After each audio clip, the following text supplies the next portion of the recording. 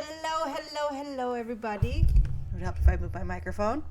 Congrats on First Celeste. We are back. We are shiny hunting some more. And I have amazing news today on the shiny hunting front. I absolutely 100% had 210. Thank you very much. Current recommendations, Applin. You know what that means? Applin has a higher chance of showing up. And you know what that means? We have a higher chance of getting it. Okay. The music should be a good level. Hopefully. First day shiny, huh? Good. I don't want a shiny Esper. Esper's ugly. He's dumb and stupid. That's not true. Well, no, I stand by that. I do stand by that. But we are back. Oh, see, look, an apple. So, I forget what the odd increase is. Because normally Applin is 10% to show up. I don't know with the increase of it showing up what its odds are now.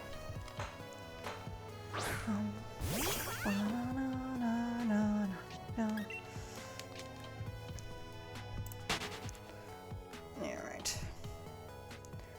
And I feel like the music should be at a very good level. Yeah, no, this is helpful. We're going to try and get as much shiny hunting in as we can today, just with the increased chance of apples today. Because an apple a day is not enough apples. You should eat lots of apples. I do love apples. I love a good apple. I think my personal favorite... I do like a good Red Delicious. I will eat a Granny Smith as is, but I would prefer a Granny Smith, surprisingly, in a tuna melt, which I know sounds crazy. No, this is okay. So this is a very good thing to happen. But half of a Granny Smith apple shredded into your tuna mixture is delightful. It's like just the right amount of sweetness but tartness, because an apple Granny Smith is a tart one. But I do love apples.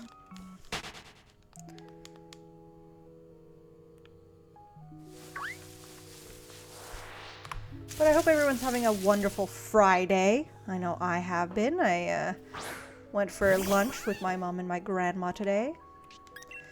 Went to Shoeless Joe's, which I think is just a Canadian franchise. Basically, well, it's like a sports bar and grill. So like, whatever your most popular sports bar and grill is, Shoeless Joe's is probably very similar. And then from there, I went, I bought myself a gym membership last week because I'm an athlete. That's not actually true. This is why I have the gym membership, because I am not an athlete. But I don't know if I ever said on stream. I probably said on stream, but I don't know if I've said in this series. 3 years ago, when I was at work, I tripped, fell, and my knee was the first thing to land and hit the floor. And it took the entire brunt of all of my body weight, which was a lot. And it hurt a lot. That 3 years ago, almost 4 years ago, I still cannot kneel on it. So it's not great. But I know, like, obviously if you work out, like, I had to stop working out after the injury because of healing and stuff. But because of that, I kind of got out of the habit of working out. So the habit died. But I know strengthening the muscles around it helps. So I bought a gym membership last week. Because, like, I used to work out at home. I don't want to work out in my apartment. I don't really want to. I'd have to, like, probably push my couch back every time. It seems like too much work. When I can have enough, like, extra income that I can afford a gym membership. But also, if I pay for a gym membership, I will feel guilty enough to go to the gym because I don't want to waste my money. And that's how I cheat the system, is I make it so like, oh, you want to waste money? That's a bad idea. But so with the gym I joined, it's like just like it's a local gym. It's not like a chain, it's not like a Good Life or a YMCA. YMCA is not just a gym, but like it's not a chain, like one of those. But they have, with your initial, is a consultation where you get to meet with one of the personal trainers, and they check like what you would need to work on most, and obviously told him about my knee. And I have baffled this personal trainer so much because he was doing a bunch of tests, and he's like really passionate about like this stuff, which makes sense. A lot of people in that industry are, but he was so baffled by it. Like, if I want another consultation, they usually recommend it in like 3 months, and it would cost me $50. He wants to do another one. He's asking the owner if he could do another one for free because he doesn't understand what the root cause is. Because, like I said, almost 4 years ago, fell on my knee. I didn't go to the doctor for a long time. That's on me. I thought it was a bone bruise, which it could have been. And then I remember this was peak COVID, so doctor's appointments were all over the phone, which is a super great thing when you need someone to actually physically look at a part of your body. 6 months later, I called, I booked an appointment. I was like, explained to the doctor. I was like, yeah, no, I just fell, and it's been 6 months, still can't kneel. Thought it was a bone bruise. Looked online. Bone bruises say typically take this long to heal, and then basically she called me old.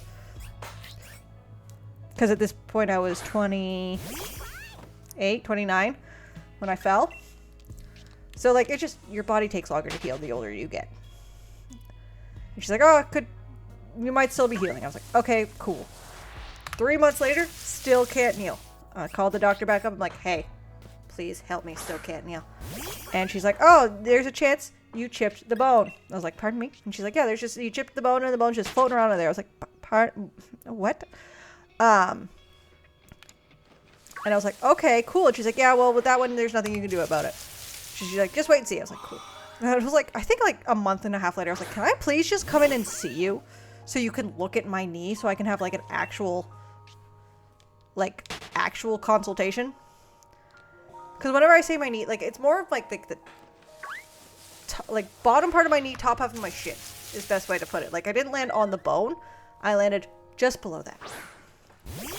She looks at it immediately and goes, oh, this is muscular. You should go for physiotherapy. I was like, great. First of all, so glad that the one in-person appointment, you could tell me this. But finally we go.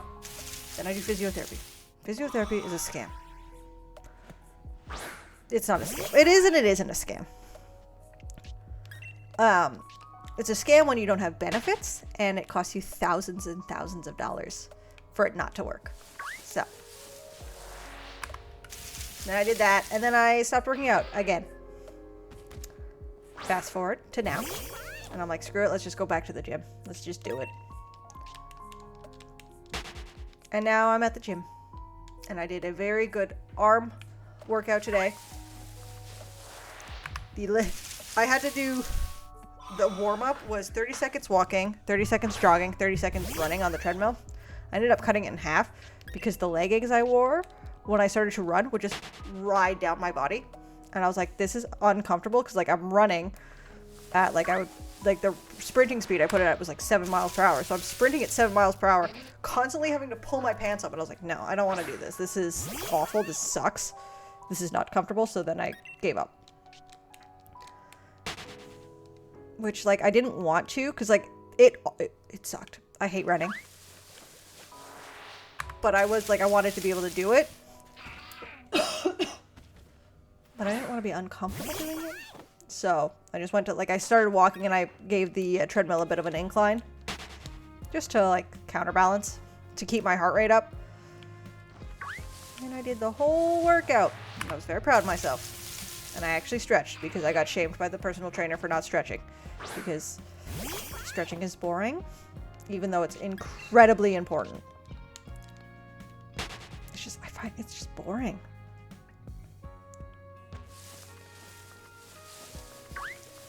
But I think I want to do, because I have a program that I'm following, but I also want to, just look and find, just different hip stretches, specifically hip stretches, because I have really tight hips. and hip strengthening workouts, as well as just like knee strengthening specific workouts just to get them to target those muscles on top of the program that I'm doing.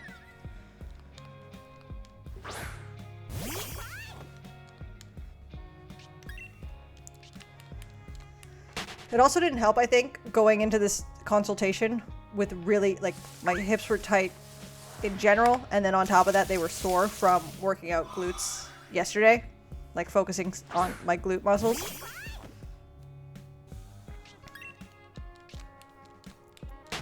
But it was funny at the end of it, because they're supposed to do the consultation and then try and sell personal training to you, which I can't do. I don't have that much expendable income. Like, I can't, like, I have a program. I've been to the gym before.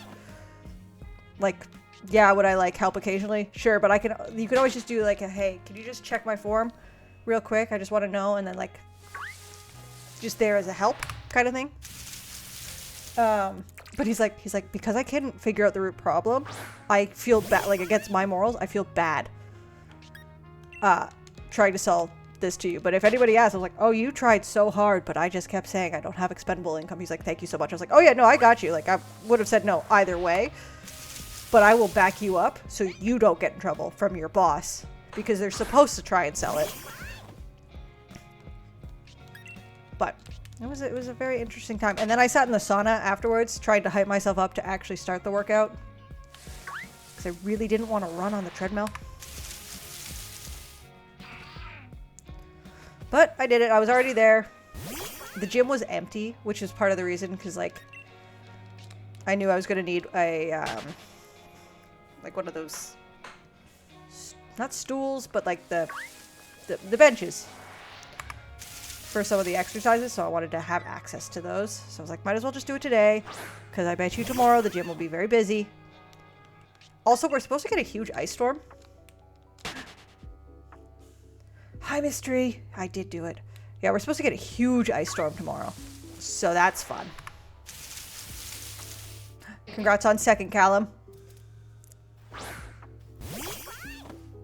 Actually, I think we're supposed to get a huge ice storm tonight. Let's see if it's still calling for it.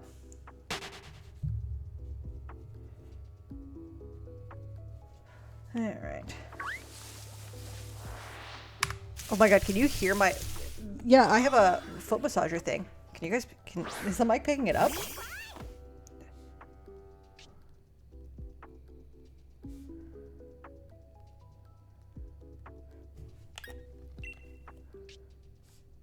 Sorry, I'm opening.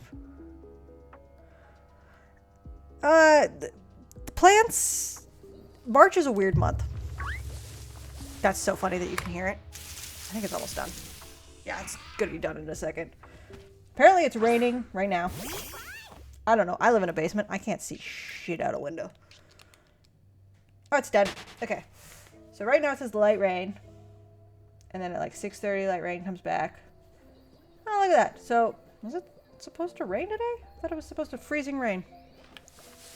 Oh no, it's just 15 minutes, and I did another one beforehand. And now I can sit cross-legged again, which will hurt because my hips are in pain.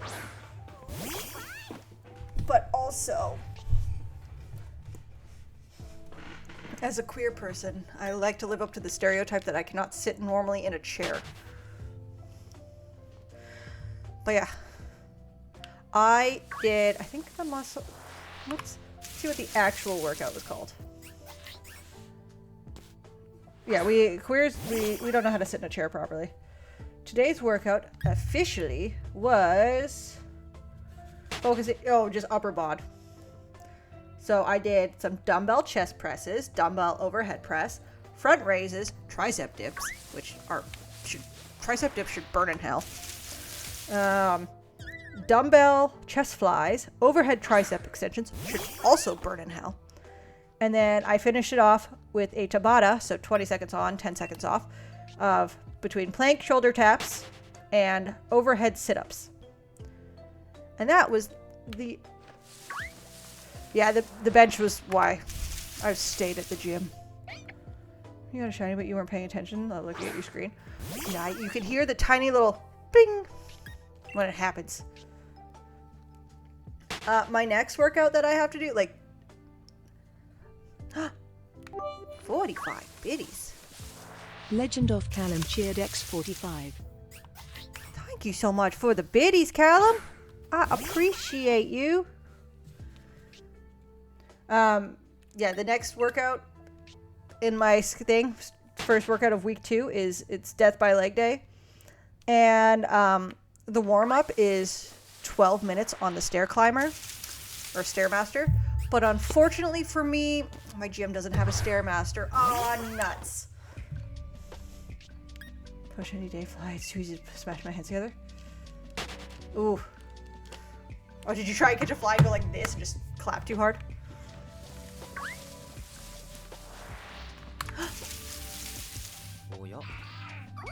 Callum? Oh yeah. Oh yeah. Callum? Thank you so much for the 5 gifteds. Who got some? Okay, so Lamb Core got one. Velvet got one. Oh, Kieran got one. Mystery got one. Oh, nice. And Misbehaved Burb. Oh my god. Thank you so much for the 5 gifties, Callum. Appreciate you and enjoy your room motes for the month. Mystery. I like my emotes. Callum, you're so sweet. Also, level 2 hype train. Good job, everybody. Thank you, thank you, thank you, thank you, thank you. I appreciate it. Actually, I was in another stream and I participated in a hype train before I started streaming. And I got a cute little emote. I forget what it is. See if I can find it. I actually really liked it.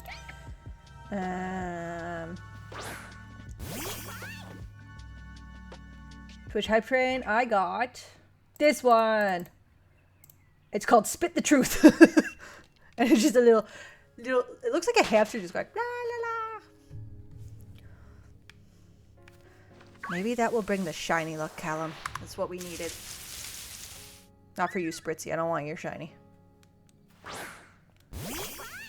But again, I appreciate it. Bits do count for hype trains. Mysteryfish _ cheered X100. Do bits count to hype trains? They do.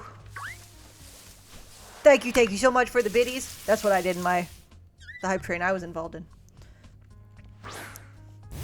Thank you so much for the biddies.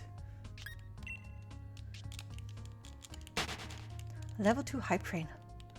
Out of nowhere is crazy.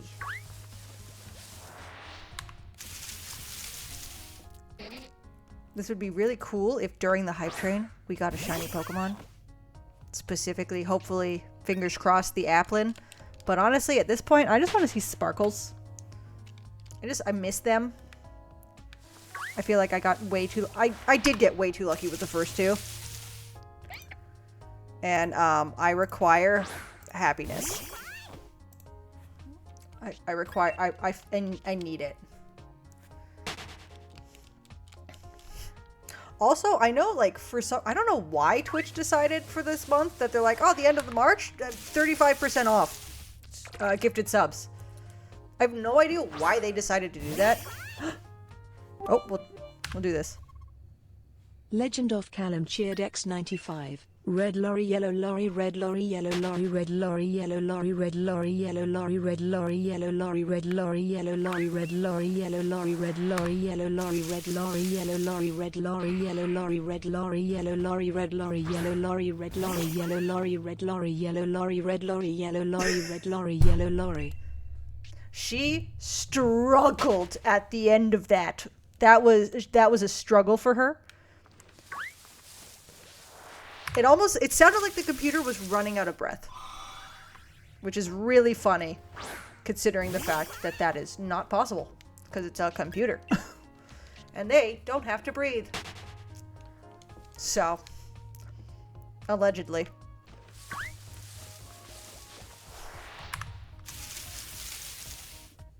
The only robot I have in my house is a Google Home. And it lives right over there. It's pink. I only really use it in the mornings, and I ask her to set timers for when I'm making my breakfast. Because I have it all down to a science now. I start, and I turn on the burner and the oven. Oh. Mystery fish _ cheered X500. Soy, soy, soy, soy, soy, soy, soy, soy. Go for it, Callum. I'm guessing you're also going to see if you can, if you want to make the TTS say crazy things, go for it. I'll keep the music off so we can hear it. But yeah, so I turn on the burner. Not as good as this oh. I've seen some really funny stuff. What was the one that I sent one time? I did a text-to-speech, and it was just very entertaining to hear. Ooh, what did I get in my hype chest? Ooh, I got these. Just constantly inhaling. Also, I just realized, I was like looking at it, it told me how many like gifted subs and bits that I got. Mystery, 500 biddies? Thank you so much. I did not see that part. I was just very focused on the sway. Oh. Legend of Callum cheered X100. Hey Google, lights out. I'm going to tell you something, Callum. First of all, thank you for the biddies. Second of all, headphones, so only I got to hear that. And I can go, hey Google, turn off lights. Turning 4 what lights are you? You're not connected to any lights. It'd be very funny if I just turned off lights at my mom's house. Because that thing's not connected to any lights.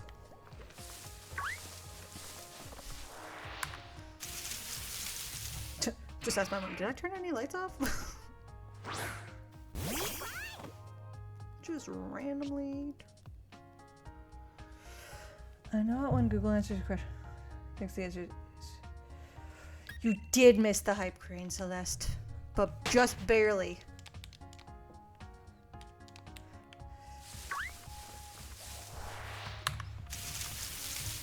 Yeah, Google... Oh, well, 1740, yeah. My favorite thing to do with my Google is occasionally ask it for jokes. Because some of them are, like, really, really bad, but some of them are really flippin' funny. And you're just like, cool, okay. Because Google, she's got some good intonation. And also, Google is a woman. Because most of the time, she's very good at answering questions. I love a good dad joke humor.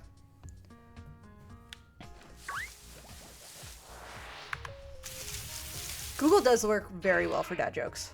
Well, this one off, you must be messing with your Google again. Ah! I'm just really confused. Like, did I turn lights off on my mother?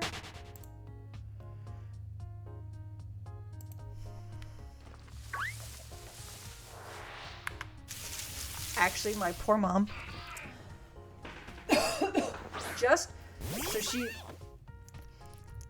Back in the summer, my grandma, basically, the best way to describe it, my grandma just started falling, like, a lot.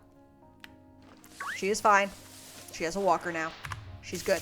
But it's the first thing, she fell on a treadmill, tumbleweeded a little bit, and somehow, despite having osteoporosis and being, at this point in time, 95, she's 96 now, only managed to break one bone in her shoulder. Actually, was it her Yeah, no, it was a bone in her shoulder.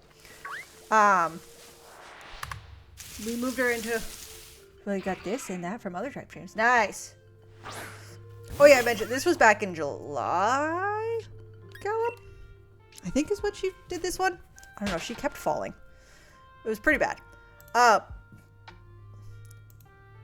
And so my mom, we moved my grandma into an assisted living facility. Because, this way she had, one, she needed to be there while she was recovering because she couldn't dress herself. She couldn't take care of herself because she was down a whole shoulder. Also, Celeste, I just really looked at that Miss one. I wish I had that Miss emote. That's really funny. But so we put her into assisted living.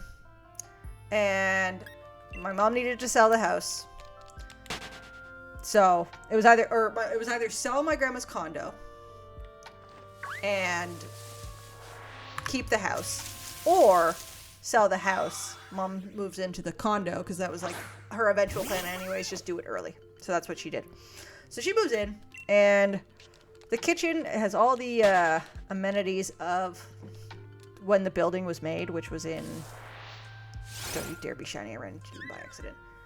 I want to say it's like 2000, early 2000s is my best guess. I don't remember when it was built, but like the kitchen was old, and like the stove sucked, and the fridge wasn't good.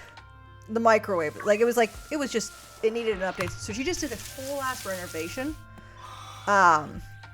And so like everything new, like that whole kitchen was completely gutted, new countertops, new plumbing, new appliances, all the fun stuff. She's been managing better now, but also, I know, I'm still shocked by only breaking one thing with osteoporosis. You didn't break one bone, you don't have a scratch on it. Yeah. But so my mom does the whole thing, like, beautiful kitchen. Did you guys hear that? I didn't hear the wow. I do have it quiet, so the music's not loud in my ears. But so they do all this stuff, blah, blah, blah. She gets a phone call yesterday. You heard it? Okay. It might have went off and I just missed it because I heard like text to speech and stuff. Could have just been, I didn't hear it over the music. She gets a phone call from the people underneath her in the condo building. Water's coming down. So when the people put in like the new cabinets, we think that they might have pushed one of the pipes and it burst my mom's dining room floor. Like what I had to drop the dog off for her today. She just has a fan on the floor trying to dry it because it's a little warped because it got wet. And I was like, that sucks so much. And the people below just sold their condo and they're closing on Monday, and they want my mom to pay the deductible even though it was an accident. And like 4 or 5 years ago, when my grandma was still living in this apartment, she one day went in and there was water coming down the side of her because the condo above her, they had a leak and they never paid my grandma's deductible. And I think insurance should cover it because it's nonsense. And my mom just got a brand new kitchen and it's not her fault. She installed nothing. She hired professionals, and the professionals are big dum-dum-dums.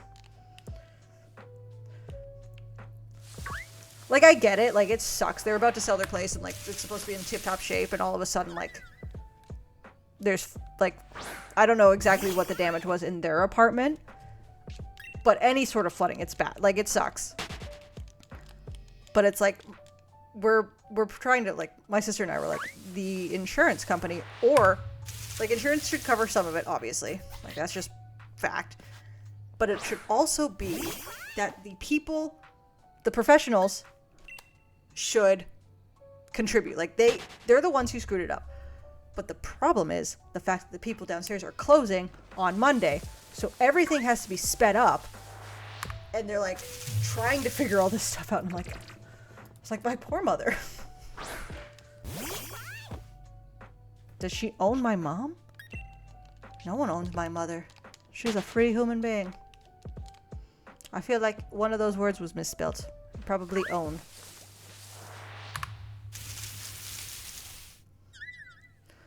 Management in the building are going to charge. Yeah.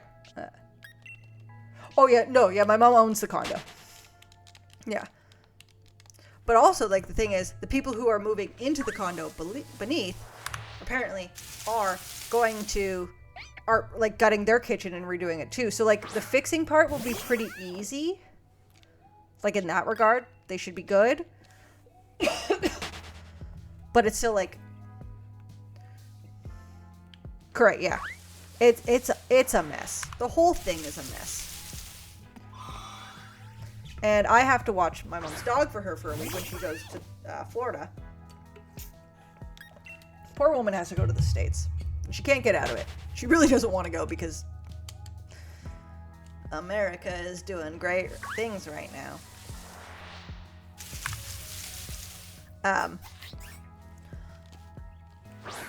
But she was gonna be no doggo on stream because I will not be home.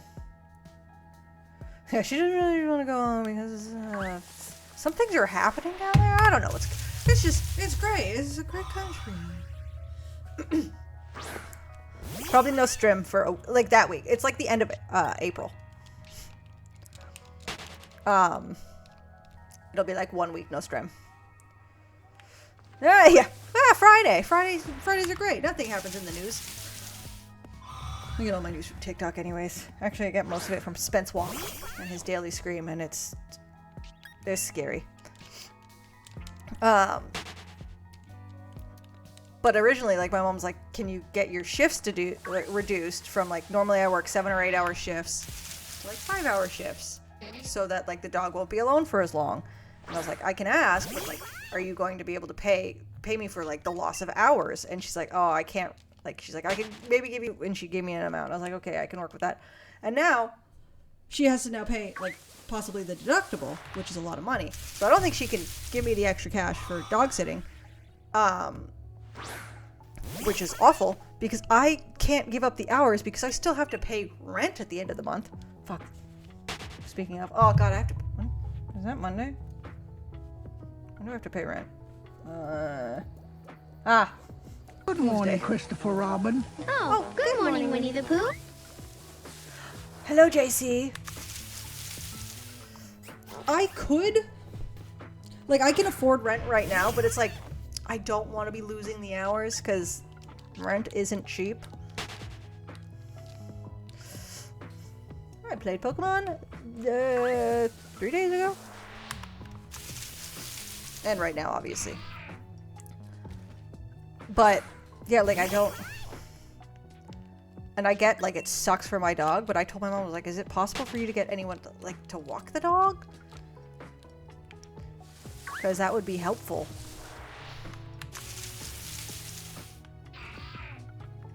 Like, this is Pokemon Shield, specifically. I want to be able to eat and stuff. But I also, like, I don't really want to. Yes, we're in England, mate. I do have friends with dogs. But my mom, if she gets anybody else to watch the dog, she'll have to pay them. Yeah, the program is, Mom, give me more money. But she can't give me money.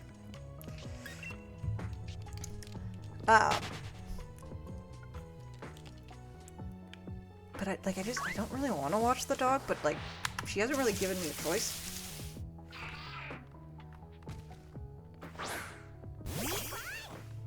Probably not. Like, because I could have the dog in my place. Like, as long as I just let my landlords know, they are fine with it. But I don't want to leave her here for hours on end because she's old now. She's 13. Like, my mom has in her bedroom, which is where she has to lock the dog when she's not there because she got noise complaints because the dog's a big old dum-dum, who also got to live in a house for 90% of her life and suddenly doesn't understand barking is in a public building is annoying to neighbors. But, like, my mom has like little pee pads, like those little, like, training pads for puppies or for elderly dogs. And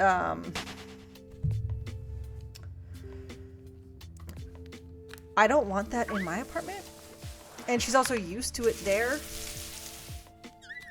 I also I'm not really looking forward to having to clean that up because bleh.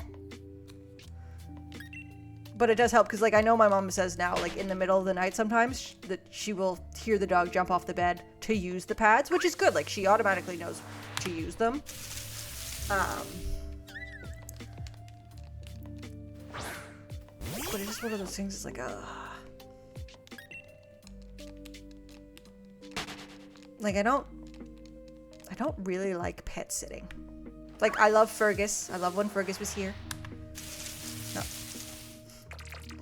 Like, when I lived with the dog at home, perfectly fine. But it's different now. Like, I have my own space. I like having my own space. I don't want to live in a building of old people for a week. It's not even that long, but I'm like, I just don't want to do it. And I feel a little bad about it. I should also try and catch this Drifloon, just because it's on the Pokedex thing, and then it'll... Nah, it doesn't really matter, because it's not part of this. Do not fight the Esper. Last time my sister and her wife went away, I was supposed to stay in their apartment to watch the cats, rats, and fish. Damn! I have a cats, rats, and fish? That's a lot of pets. Like, I like, when I had Fergus, he was a menace and a destructive little baby. And I love him to death. I miss him so much. Glad he's not here anymore. I was able to have him in my apartment, and cats are so much easier. They do not live in the nicest smelling environment because of years of hoarding. Ooh. Yeah, also, like, I've gone into my mom's bedroom and, like, because she's gotten used to the smell. Like, it doesn't smell bad, but, like, sometimes, like, it does smell like poop because the dog poops in there. And I'm like, bro. And she's like, I don't smell it. I'm like, that's very exciting for you. Yeah. That was the part about the cat I like. I love my dog. She is the sweetest little, bestest little baby ever. I just don't, like, I like my space. I like being in my apartment. I like being, like, it's just, I didn't really sign up for it. But I also can't just tell my mom, like, if I say no, like, it's not fair. Like, because obviously my grandma can't watch her. And it's just for a week. So it's not bad. I just don't really want to do it, and I don't really want to have to take the pay cut. My sister lives in Guelph, which is a city in Ontario. I don't know why I meant to say she lives far away. Like, it's not close.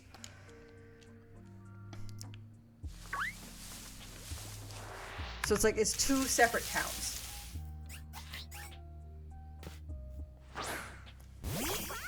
It's a far enough distance away that's annoying. And her partner, like, they have a kitten.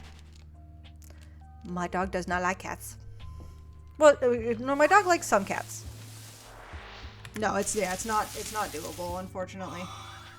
I wish it was, but it is not.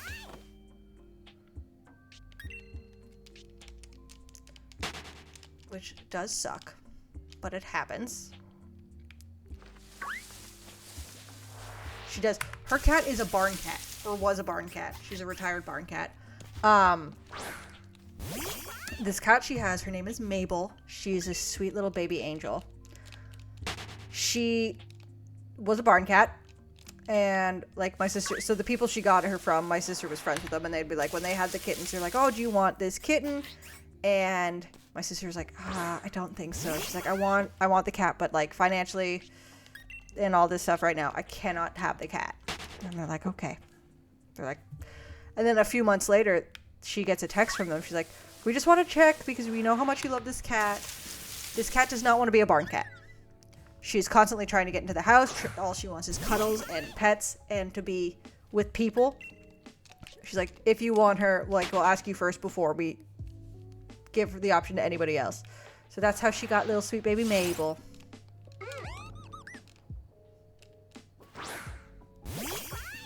Oh yeah, that cat was like, nah, she is a pretty little princess. She is not working to catch mice for you in a barn.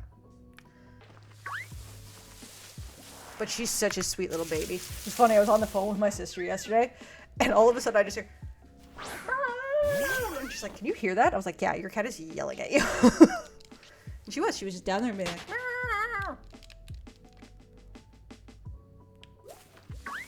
and I respect that. Fergus yelled at me all the time. And it was funny because my landlord was like, she's like, he's not a very vocal cat. I was like, no, he is. And she's like, no, he's not. I was like, no, he yells at me. He's just behaving. But yeah, he was a little vocal cat. Actually, I got pictures of him this morning. He refused to get out of a bag. He was so cute. I miss him. But also I don't miss him at all. When I have Fergus, after I finish stream, I have to unplug my headphones and hide them because he thinks they're a toy. I have to, the light I use, up there, I had to take down and hide because he played with that. Sometimes I almost had to take down the webcam. Yeah. Constantly. But never for food. He was not a food motivated cat. That's not true. He loves his treats.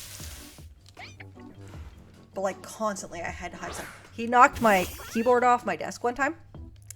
And I had to lock him in the bathroom briefly to deal with the fact that he would absolutely think the keys that fell off were toys. He did not see it as a punishment because he was in there for 5 minutes, and when I opened the door he was pooping, and I was like, good for you, you figured out what to do. I don't miss cleaning a litter box. I do miss him cuddling in the middle of the night, but also I don't miss not being able to sleep fully through the night. I do enjoy getting to sleep the whole night through. That is a nice bonus.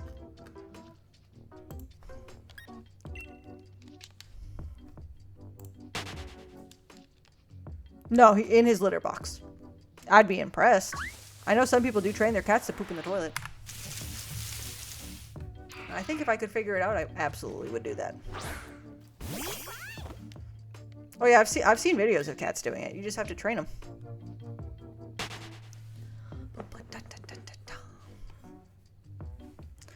I keep thinking my cat has been removed from me. Actually, we have a customer at our store. She's very, very nice. But she smells like ammonia. And you don't know how she doesn't smell. And like sometimes she's like, you don't smell her right away and it's like a lingering effect only. But sometimes she smells so bad that like you don't want to be anywhere near her and you're like cashing her out. And again, she's so nice, which is like you feel bad. Like she's so nice, but she smells so bad. And you're just standing next to you, and whoever's stuck with it, the other person will find, like we have Febreze, and we will just go through the store and walk her route. Because it's so bad.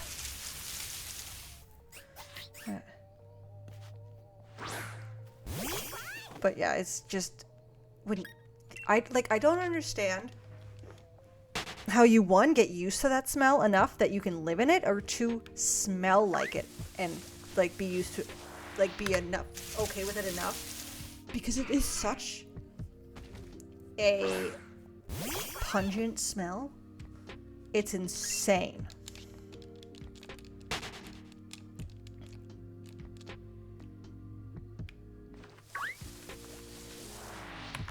I will say, because I got transferred stores when I got permanent part-time, and it's like the towns are like 20 minutes apart, barely. But the drastic difference in smell. I don't know, Stanky better fix it this time. Ooh. Yeah, if I was told I had to stay in an ammonia smelling place, I would be like, absolutely not, I'm out. Compare it to... Are those just leaves?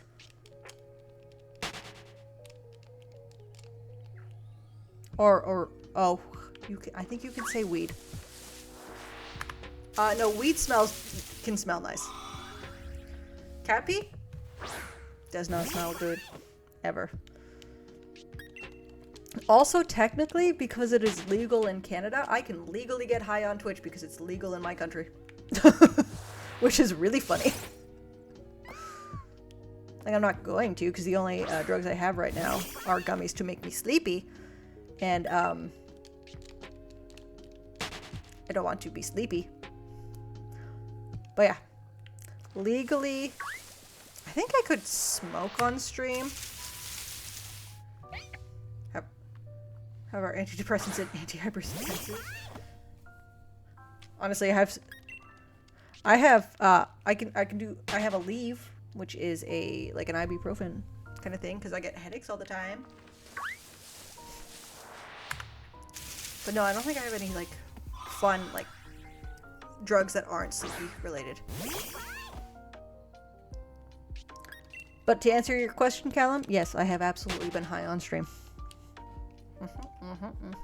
Not often though. Yeah, let's get painkiller. I also like to have gummies on hand in case I get a migraine. Hey, caffeine's a good drug. It's a hell of a drug. A lot of people are addicted to caffeine and they're like, nah, it's not a problem. I'm like, it's still an addictive substance. And they're like, nah. And I'm like, nah. I like tea though. Actually, tea sounds kind of nice, but I don't feel like getting up. It's not even that far, but I don't want to. Yes, I used to always have, when I used to work at Tim Hortons, I would have to wake up at 5 in the morning, some mornings 4 on occasion. Sometimes 1 in the morning. Those ones sucked. But I would always have Midol with me, but specifically the Midol that has a bit of caffeine in it. Because I never had to use Midol for period cramps. Like, I accept and I'm grateful that the periods I get, easy breezy, beautiful, cover girl. Like, no issues. The only issue, sometimes day 1, really, really flippin' tired.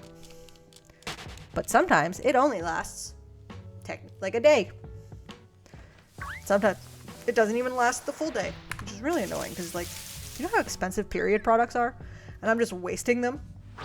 Because it's like, oh, my period started. And then it's like, haha, just kidding, I'm done. And I'm like, but yeah, so I used to have Midol. But now I just do Aleve and Fun Drugs because they made Fun Drugs legal, so might as well use those. But I have, the ones that I have are called Pearls. They're blackberry flavored. And they have CBN, which is the night-night one. I remember that because N stands for night-night. It's not actually what it stands for, but that's how I remember, which is the night-night ones. And it has THC in it as well. THC, CBD, and CBN, I think, are the main ingredients. But yeah, I don't really go to a party and be like, you know what, I want to get high for this vibe. I'd rather, even though it's worse for me, I'd rather drink. Like, I love a good bottle of, like a bottle of wine. If I drink a whole bottle of wine, I get very drunk. And very red, and it's annoying. I feel like because I didn't make those medical check on the national mental health thing, I should make the most of not being on the 4th and just do all the drugs. Hell yeah! Drugs are fun. As long as it's legal. Even if it's not legal, just be careful. And don't do hard drugs. Hard drugs bad. Marijuana? Marijuana is a chill drug. Marijuana is a dope drug. As long as it's safe. If you want to do something like shrooms, which is not legal in Canada, so I cannot do that on stream. Not that I've ever done it. As long as I'm with people who can keep me safe, like a sober friend or whatnot, you can always try something once. Except for, like, don't try meth or crack or cocaine, which are all similar veins. Heroin. Don't try, like, the really hard ones. Those ones are bad. Oh, do they? I've microdosed mushrooms before for headaches. Yeah, MDMA, ketamine, opioids. The fun ones. Yeah, if I had to stab myself with a needle to get high, absolutely not. I am so far gone. You will never see me again because you want me to put something, like, inject it. You want me to tie something off and go, and then I have baby little, whenever I have to get blood drawn, I have to tell them to use the butterfly needle, which is what they use for babies. Because I have such tiny needles, tiny veins. You want me to try and do that to myself when I'm afraid of needles to begin with? For a high that will be really good the first time and then I'll be chasing it for the rest of my life? No. Oh, I also I don't give blood. I only get blood taken for blood tests.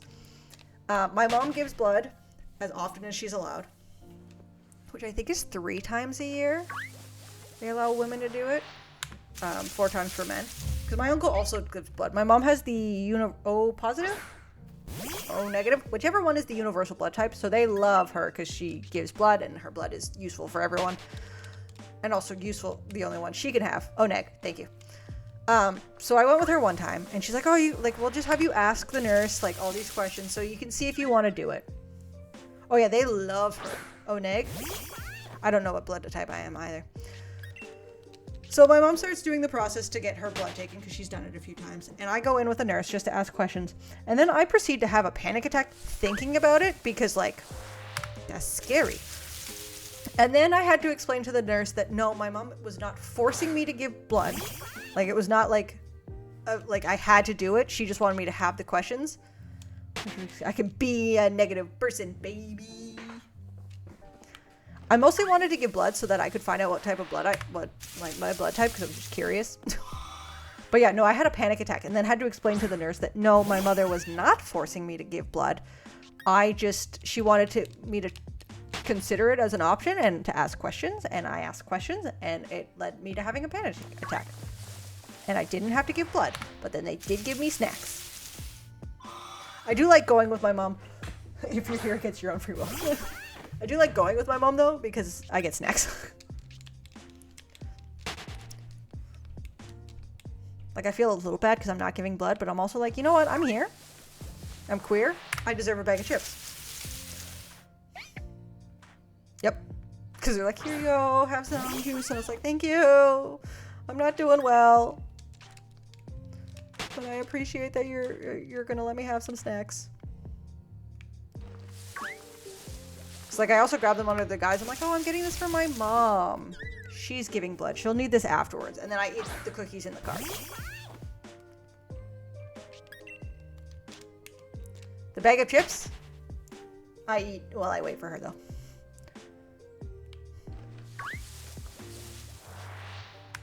I've eaten the chips in front of the nurse. I think I've eaten way more food than I should have in front of the nurses. These are for my mom. And they're like, what are you doing? Well, my mom's DNA is inside of me, technically, because she made me. So, like, in a way, mom's still getting them.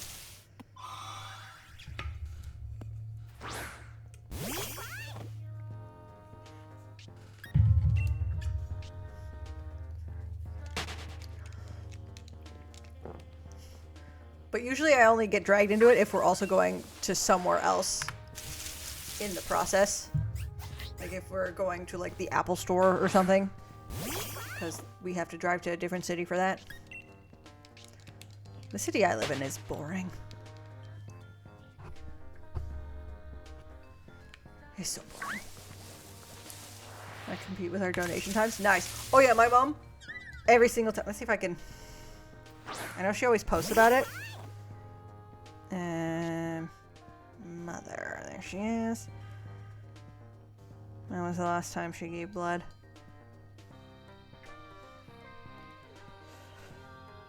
Oh.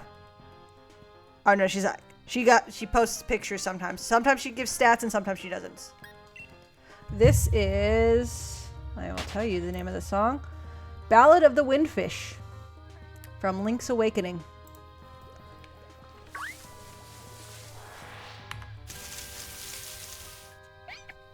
Sometimes she gives stats.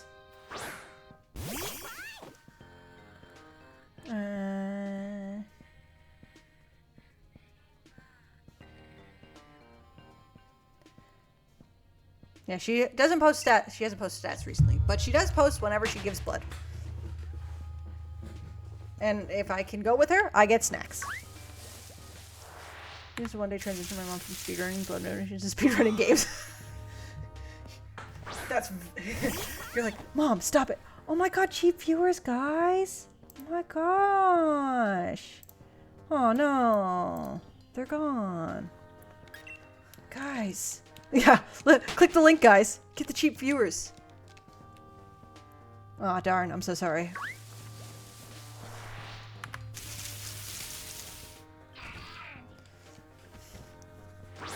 I feel like you've made it on Twitch, though, once you start getting the cheap viewers messages. Like, it's like... They seemed like such a genuine guy. They did, didn't they? Either the cheap viewers messages, or somebody popping in and being like, oh, shucks, Callum. Ban. No links in chat. Just kidding. Yeah, the free viewers, and the other sign you've made it is somebody coming in and be like, oh my god, you guys are great. I love you. I love the content. This is so much fun. And they're like, oh, cool. And then all of a sudden they're like, do you need art? And you're like, oh, yeah, no. You can always tell the vibes. You can always tell the vibes from the get-go.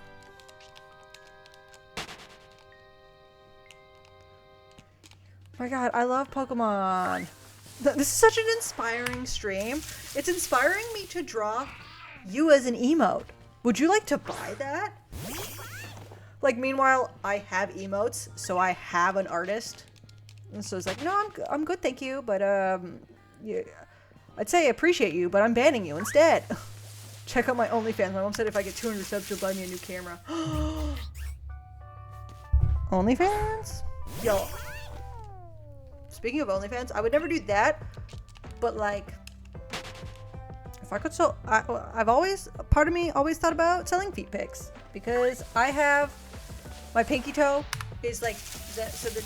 Like, your nail is normally like this, like flat, but my pinky toenail is like this. And there'd be a niche for that.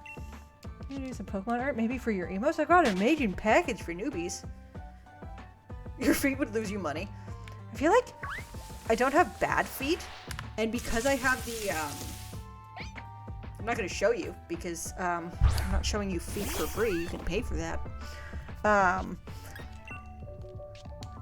Because I have the little scrunched up pinky toes, there's gotta be a market for that. There's gotta be.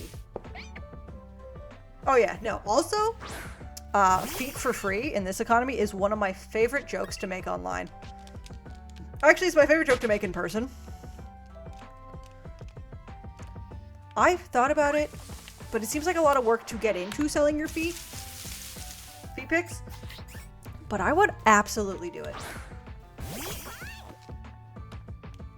Because you can make a lot of money selling feet pics. Like a lot of money.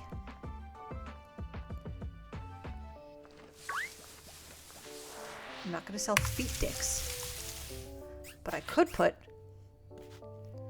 Make sure you... Oh, feet. Yeah. I'm going to sell my feet. Actually, not my feet. I'm going to sell other people's feet. I'm not losing my feet. But it's one of those things people are like, oh, you'd sell your feet pics and then people would be able to do whatever they want with that picture? Yeah. I don't care.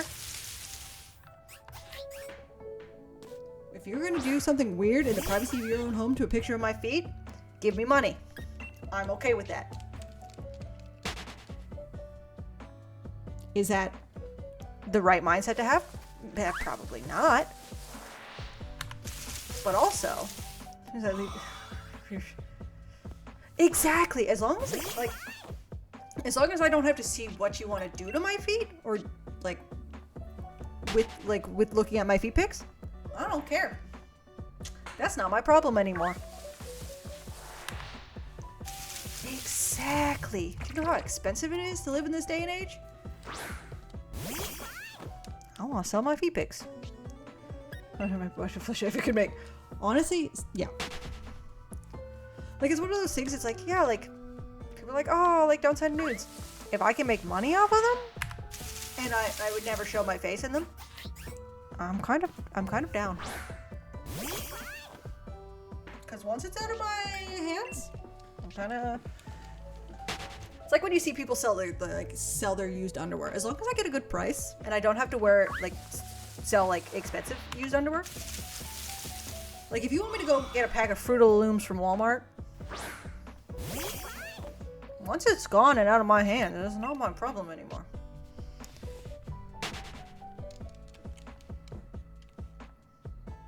It's free money. Somebody else gets to get their freak on, and I get $50. I can see an issue morally for some people, but I want money. It is sex positive. Like, as long as the person who gets the product, either feet pics, I don't know, Callum. You have to accept it that we are here now. But like feet pics, nudes, like using OnlyFans, used underwear, all this stuff. As long as the person, this is what shiny hunting does to you. It does. It makes you lose your marbles. As long as the person who's using the material isn't using it in a malicious way or selling it off further or whatever, who cares? Someone needs to jerk off to pictures of feet. That's their own prerogative. As long as they don't have to, like, if pictures of feet is good enough for them and they don't have to steal someone's foot, pretty great. That's why there is the sex workers. Like, there's a reason, there is a business for that. I'm also really scared because we're talking about feet pics and like all of this stuff, that this is when we're going to get the shiny. Because can you imagine, I'm just running around, I'm like, but can you imagine selling your feet pics and used underwear and then boom, shiny Pokemon, and then that's the clip? That is scary. That is the word. That is, I am a little scared of that part.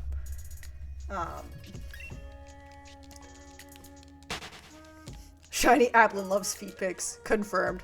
Shiny Applin just wants its own feet. Gets feet pics to just think about what it could be.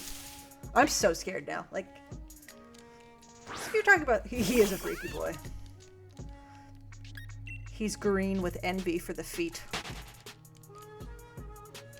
Because you very rarely see clips of people getting shinies, like talking about like mundane things. Like, oh, I went to Walmart and bought 6 fish. Not exciting. On shame. Oh, on shame. No, it's on shame now.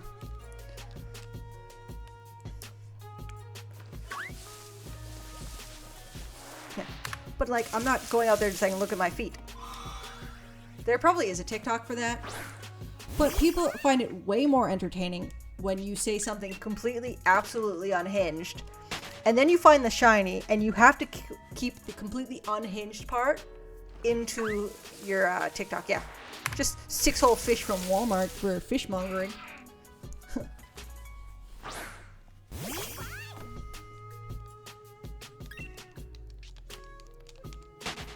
Do you think people go to the grocery store and buy like the full fish so that they can fuck the fish?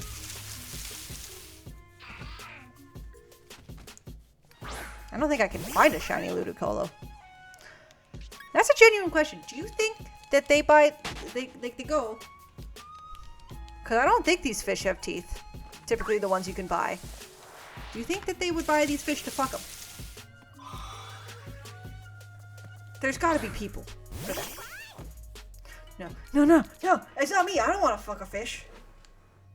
I don't even want to eat a fish. Are you kidding me? Ugh. But, like, there's gotta be, right? Because there's people who probably buy cakes to fuck. I'm so scared every single time. I'm like, please don't.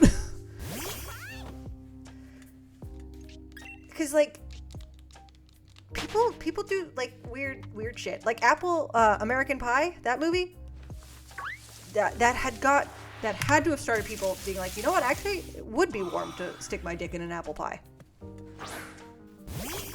This is the one that gets me banned. Oh no. Oh no. But it's a genuine question.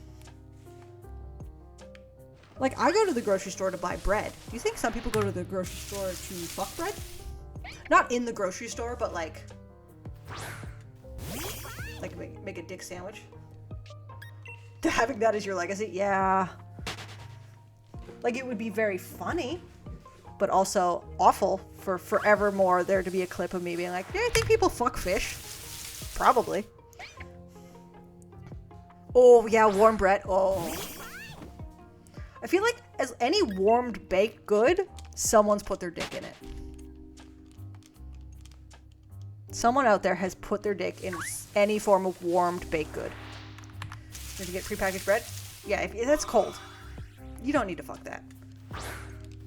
Yeah, you're like, you know what I want to fuck? Dempsters. I feel like if you're fucking bread, you will not spring for Dempsters. You'll just get like the name brand, or like the like in Canada it would be like Selection or No Name. Yeah, I don't like to kick shame, but if you're gonna fuck bread, at least get some warm stuff. Wonder Bread. I'd say Wonder Bread is like an expensive bread. The bread I buy is Selection. It's $2 a loaf. See, like, I would fuck the $2 bread. But if I'm spending like $4 or $5 on a loaf of bread, I'm not fucking that. That's expensive. I'm gonna eat that. Do you think they make dick sandwiches? Do you think that? I bet you that wouldn't feel good. Crummy. Is that where we get crumb cocket? No. Shh, shh. I didn't say anything. Shh, shh, shh. Nothing was said.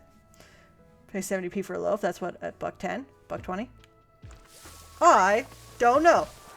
I just know that your money is worth more than my money. Because someone decided that somewhere in the world. I don't fully understand how it works. For now. See, I'm still confused as to how, like, the Canadian dollar isn't... Like, how the US dollar is still got so much power. But how every country on this planet wants nothing to do with it except for, like, Russia. And I think the Russian ruble... I don't know... Is it a ruble in Russia? I don't actually know.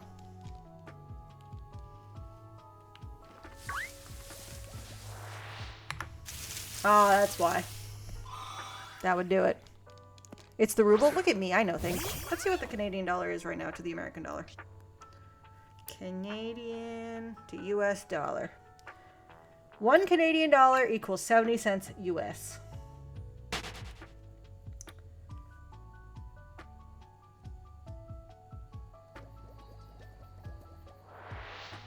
It's not great.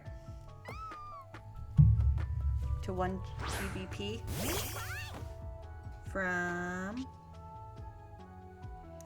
1 Canadian dollar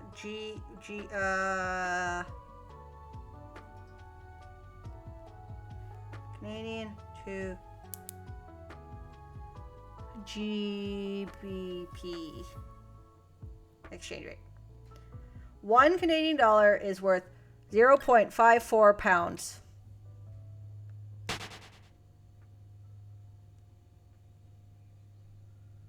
If I converted 100 Canadian dollars to pounds,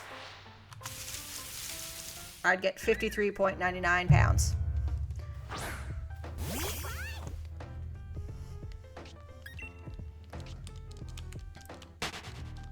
Our dollar sucks. The Canadian dollar is so bad.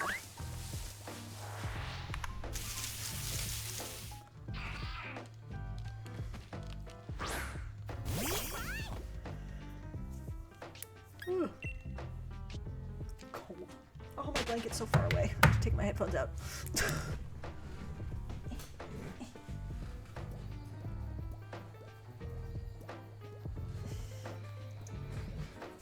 $2 and I'll fuck a bread. Oh. Yeah, no, I feel like I don't. If I'm gonna, yeah, I'd fuck the cheap bread. Like if I'm gonna fuck bread, I'm not spending money on it. Unless I go to a bakery and get like a warm loaf. But I feel like if I'm gonna go to a bakery, I'm gonna get like a pie or something. Well, not me with the anatomy that I have. That just sounds like a yeast infection waiting to happen. Yeah, we've heard about that part. About fucking baked goods. The yeast infections would be crazy. Like, what if he fucked bread, and then he fucked you, and didn't clean up between, and he got crumbs inside of you?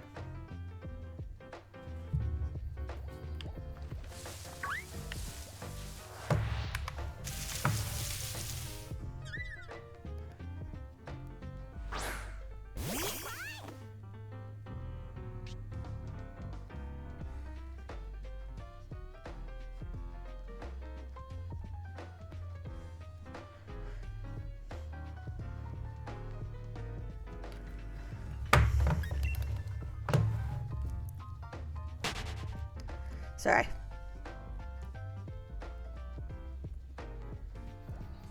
Ba-dun, Dun, dun, dun, dun, dun, dun. Do you have a current Discord link? Can't remember if I'm in your server. I do have a link. Discord. I think that works. Pretty sure that's the one that always works.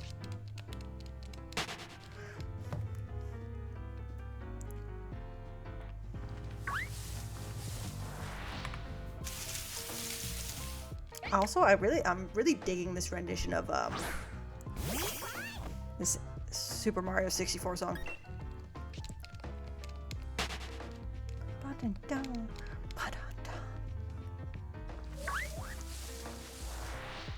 It's so jazzy.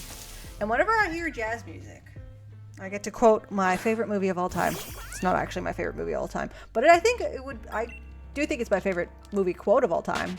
And it's, "You like jazz." Barry B. Benson, The Bee Movie. Every time I hear jazz. You like jazz. One day I will watch The Bee Movie with my grandmother, who absolutely loves Jerry Seinfeld. Like, Seinfeld was her favorite show. Like, her and my grandpa would watch Seinfeld every single night without fail when it was, like, used to be on. Because she loves it. And I was like, you know what? You know what I should introduce her to? Jerry Seinfeld's absolute masterpiece, The Bee Movie, where a grown-ass woman leaves her grown-ass human partner to fuck a bee. And she will be so confused the entire time. Fun fact, Renee Zellweger likes bees. It's a terrible character trait to put on that one. One and only time I watched. You've only watched it once? Okay, first of all, it is a classic. You should watch it more. How can you quote "you like jazz" if you've only seen it once? Very easily. And it's a good one. I'm sorry. What? I'm sorry. You watched The Bee Movie and it got sex from... The Bee Movie led to sex. You know what? It is an oddly sexual film. Because again, she abandons her human fiancé because she has undeniable chemistry with this bee. Undeniable sexual chemistry with the bee. Which is a very important distinction. That's so fucking funny. Just knowing the plot of the Bee Movie, that's like, I'm sorry, was it the animated Ray Liotta Honey that really got you going? An attempt by Jerry to move Netorare into the Western mainstream. I don't know what Netorare is.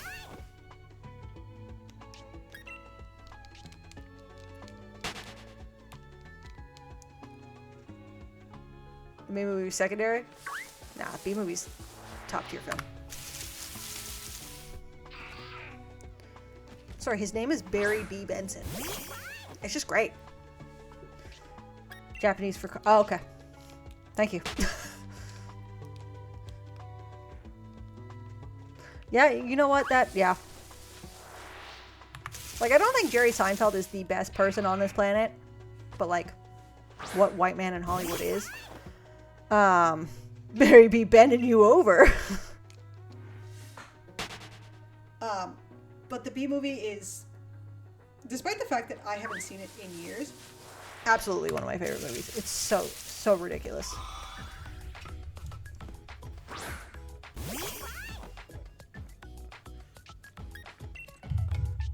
Yeah, no, that's fair, because, yeah, that movie takes a wild fucking turn when the bees decide to sue the human race for using their honey. And then all the flowers die. Like, it's just a wild concept for a film. And I love it. That's really funny. Like, clearly you got bored of the movie because, like, it's not... It was Netflix and chill, and you just decided to Netflix and chill with the Bee Movie. Which is a choice. It absolutely is a choice. You have a bee tattoo? Nice. Is it a cute little bee and then it just says you like jazz?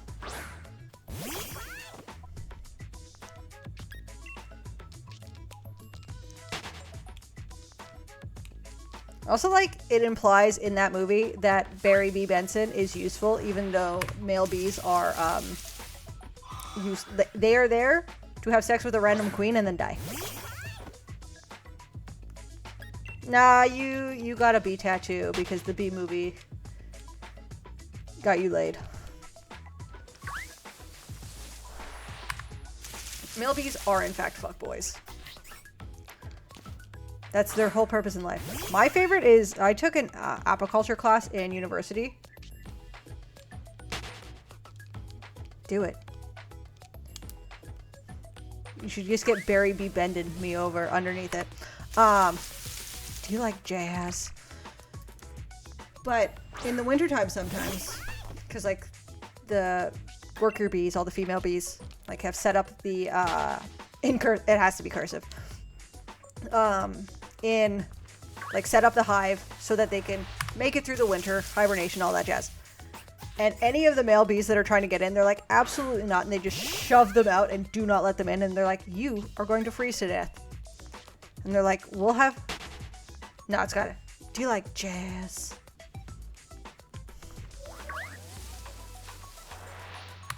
But it's, yeah, like, they just, like, shove them out. They're like, no, you're going to freeze to death, suckers.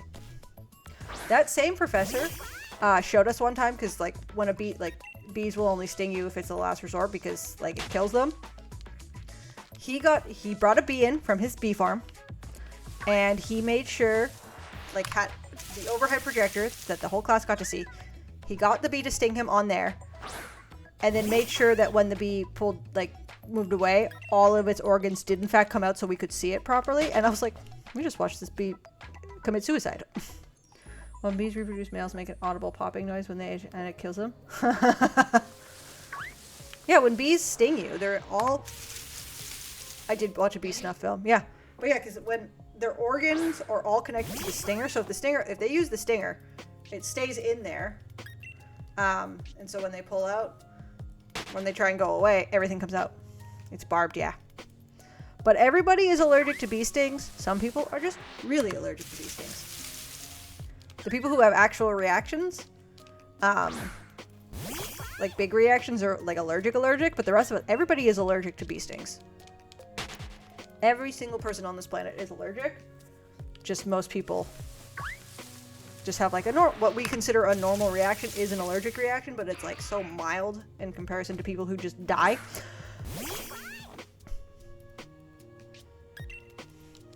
Yeah. I remember one time when I was little, I had a wasp stuck in my t-shirt and I didn't know for a while. It stung me several times. I thought, like, you know, sometimes when you sit on a couch and like the feathers poke out. I love vinegar. And like they poke. So like I thought there was like, I remember I was like 7 or 8. Oh, do you guys not have fancy couches with feathers in it? My couch is full of feathers. It's a very expensive couch. The kind where I got a hand-me-down couch from my mother. I didn't fucking pay for a couch with feathers in it. But I got one. It's very comfortable. It's actually a problem. I sit down on it after work sometimes and suddenly I don't do anything. But I remember feeling like, just like it was poking and I was like getting annoyed with it. Or alkaline, you need to add vinegar to ease it. Interesting. But I finally went, I was like, what is in my shirt? And I went like this and I grabbed like the thing that was poking me and I pulled it out and it was a wasp. Let me tell you. I remember I was having a conversation with my dad and I went like this, pulled it out, screamed, ripped my shirt off, and like at this point I was like not even in a training bra, so I was just like talking to my dad, screamed, ripped my shirt off, and ran out the kitchen. Oh yeah, it was terrifying. Also, from my dad's point of view, probably very, very fucking funny. Because it's just like, I was like, oh, what's that? Ha! Strip, run. Because like, what if, oops, don't kill it. What if there was more?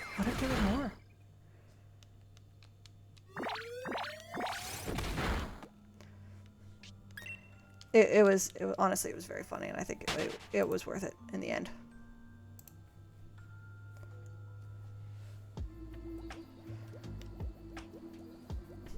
Also, Mystery, I just saw the message you sent me on Discord. And I'll fuck up bread. And I will fuck up bread.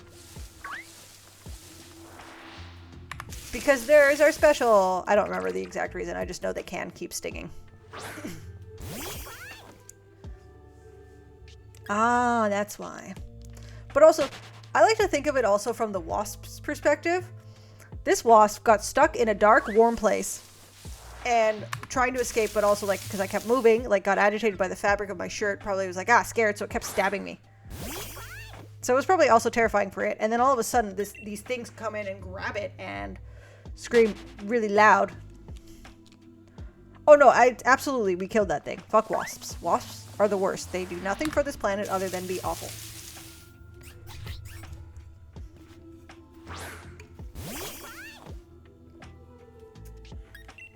But can you imagine how terrifying of an experience that was? And then it died? It got murdered for being an asshole? It deserved the murder. I stand by that. Yeah, that was very funny. You're not allowed to fuck bread. Yeah, how dare you stab me several times? You're gonna die. I've also been stung by jellyfish. I have a deep fear of jellyfish. I have panic attacks when I see jellyfish. Well, not always, but I do not like them. Jellyfish are scary. And I wasn't even stung by a big one. I was stung by a bunch of little ones. Fur like a son of a bitch, though. You know, I was in Honduras. The year I graduated high school, the company's called Project Wallacea, I think. And they take people on different scientific trips. I had a crush on a boy when I signed up. By the time I went, I was dating a different boy. Did not want to go anymore, but I had to because my parents made money for it. I could have gone to England, but I was like, no, I want to go to Honduras. England would have been so cool. I know. And now I'm gay. Like, it was a cool experience. But yeah, there was a shit ton of jellyfish. So when it rains, jellyfish go to the top of the water for some reason. And then as it settles, they go back down. But they were a bunch of little baby jellyfish, and they didn't hurt. But it was just like a bunch of little, basically like little pinches. Yeah, like worms in dirt. They just go up to the surface. And we had to swim through them because I was in the snorkeling group because I did not want to learn how to scuba dive because 1, I hate open water. 2, I wanted out of the trip, and so might as well try and do a little bit.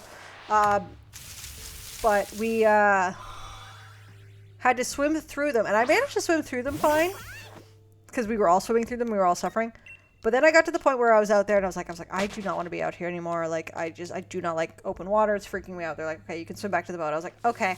So I'm swimming back to the boat all by myself. Everybody else is staying there. There's one person in the boat. Like, there's the person who drives the boat driver. And then my one friend was in the boat because she wasn't going out in the water. And then the rest of the group was off snorkeling and looking at the coral reef beneath us. I'm swimming, and I see a single little baby jellyfish. Like, picture Finding Nemo, that scene. So I see it, I'm like, okay, bet. I now swam around the jellyfish, and I kept going. And then I saw so many jellyfish, and I did not want to swim through them, because it hurt the first time. And then I started having a panic attack. The first time I've ever had a panic attack in my entire life, in the middle of the fucking ocean in Honduras, of all places. And I was just, like, hyperventilating. Like, I was keeping myself afloat, but, like, all I could do was just, like, freak out. And I wasn't able to snap out of it until somebody was like, what are you doing? And I was like, I'm having a panic attack. And then, like, the instructor came over, and then she gave me the little thing, and I held on, and she swam me back to the boat. And then she told me about when she was growing up, like, how she dealt with, like, actual big, scary jellyfish. And I'm like, they were all, like, they were, like, this big. They're little bitty. But it was scary enough. But also, the girl who called out to me was like, basically was like, what if, like, you're having a panic attack, but you can tell us you're having a panic attack? You just wanted attention. I was like, no. Yeah, the instructor was nice. But it was like, this girl also there were rumors that she had a crush on the boy that I was dating, and obviously he did not choose her. He chose me. Joke's on her, though. He sucked. I don't remember. No, did he suck? I don't know. I dated him like 15 years ago. I do not care about him at all. I don't even remember. Huh, fool. Yeah, I'm gay. I don't. You can have him. He was also bi. But yeah, it was just like one of those things. Like, why? Like, this guy was because he was a year younger than me, and all these girls in his grade wanted to date him, and obviously, he wanted to date me. And I'm like, what the hell, guys? Like, why are you mad at me? I didn't make him like me. Because I knew who he was because he looked like the actor Michael Cera. So my friends and I called him Michael Cera Kid. Because he would dress up as Polly Bleeker, or whatever the character's name was, in the movie Juno. I did put a spell on him, obviously. In the year of 2011. So we called him Michael Cera Kid. My best friend had a crush on him. She will disagree with this. We have gotten over this, obviously, because I'm still friends with her. But I started talking to him because she was too scared to talk to him. So I was trying to wingman for her.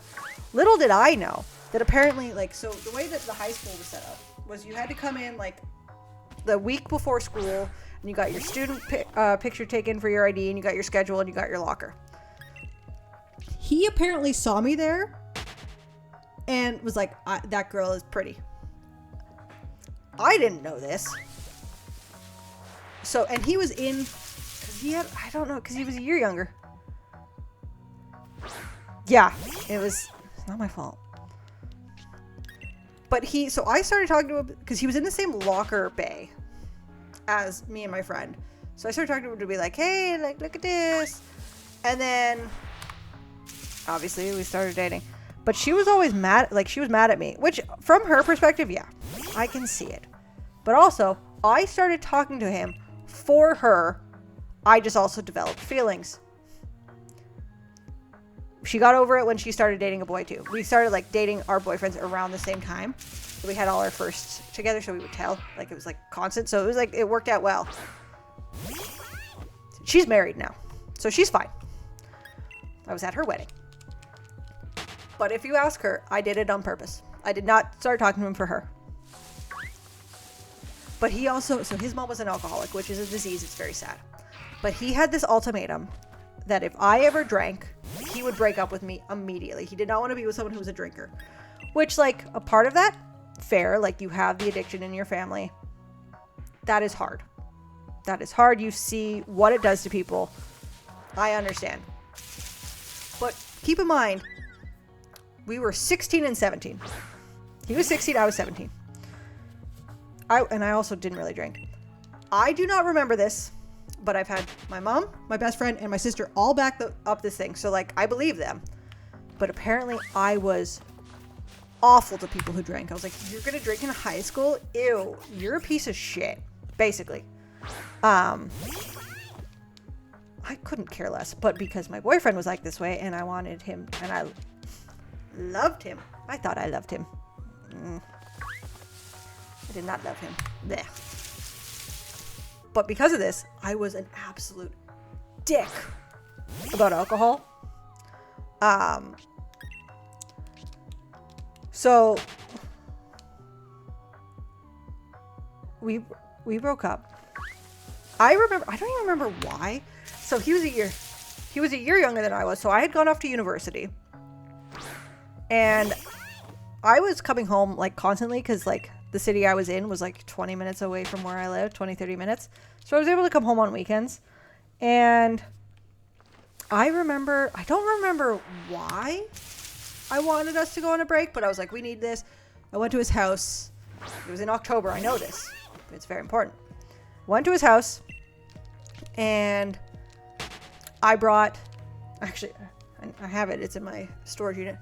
But he had given me a War Greymon plushie, and I brought it back to give it to him. He let me keep it. He's a fucking idiot. I still have it. It's a great plushie. But I was like, I think we should go on a break. Like, it's like, not a breakup, but a break. It turned into a breakup. I went home, and I had a panic attack. My mom was so confused. I came home and just started hyperventilating. She's like, what happened? Eventually, I got it out. But you know what he did? You know what? The guy who told me if I ever drank, he would break up with me. He went to a Halloween party and got drunk. I had a panic attack. He got drunk. But if I had drank at all during our entire relationship, he would have broken up with me. No questions asked. Fuck that guy. Double standards. I hope he's well. We were children. But it's so boring. Both of my exes, neither of them have social media. So I can't creep them whenever I'm broke. I drove him to drink, yeah. But it was like, he was so adamant that if I ever drank, he would have broken up with me. And he immediately went to a Halloween party and got sloshed. I was like, what the hell, man? But I still have that War Greymon plush. Because it's a sick plushie. I'm not giving that up. It was cool.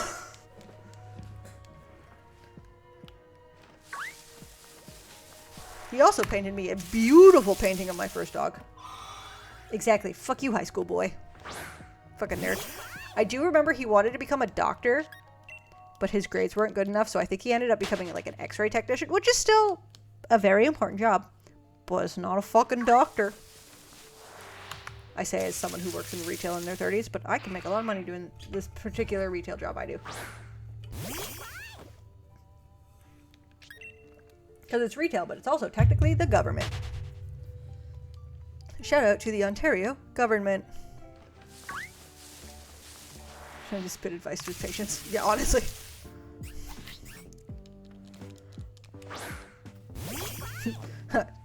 Go stand behind your wall, hide from radiation.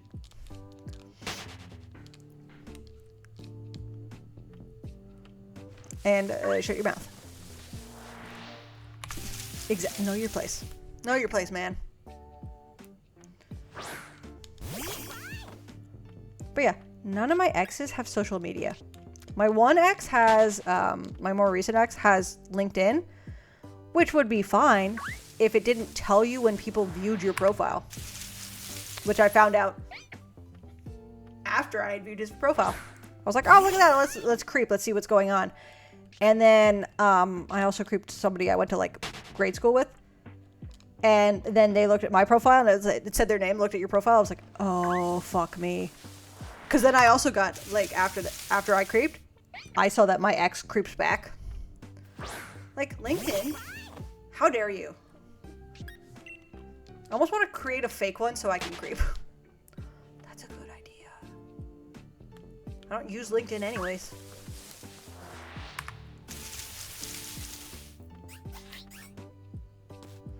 And you just pause and all the times you creep come. I only creeped him the one time. Because I remember after we broke up. Actually, speaking of after we broke up. This is my favorite thing. Get off the blanket. Ugh. This is my favorite thing that I found when I was moving. This is so after I broke up with my ex. Well, I ran into the drift loom. I was very depressed.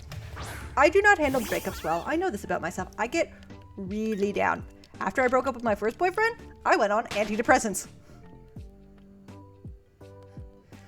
That was also partially, a big part of that, was I thought nobody would ever love me ever again. So, like, a lot of it was just a self-worth depression. It wasn't just antidepressants for the sake of the breakup. But yeah, so just to prove. So I wrote him letters that I never sent. Like, because it's healthy, get feelings out, blah, blah, blah. Let me see if I can find,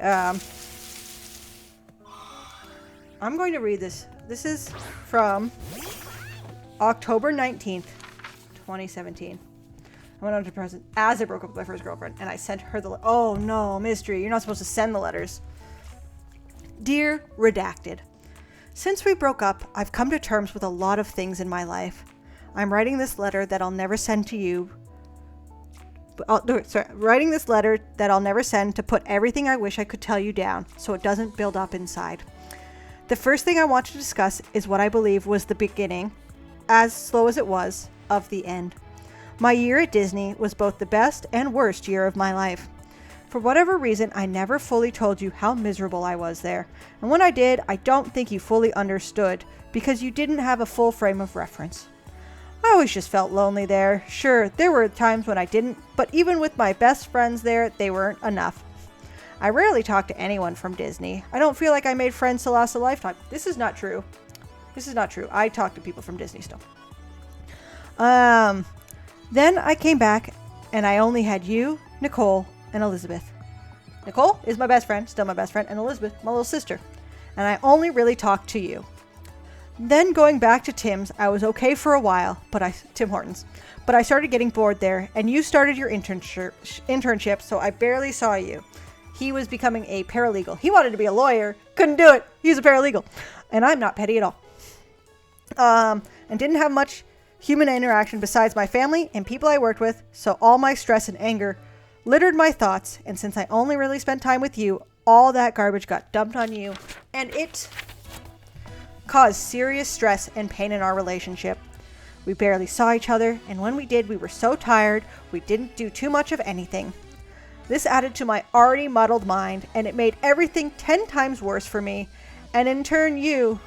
I will never be able to fully put into words how sorry I am for treating you that way, but I'm hoping I'll be able to give you this space you want by adding to this letter every time I want to talk to you instead of actually talking to you. It will be hard for me because I love you so deeply. But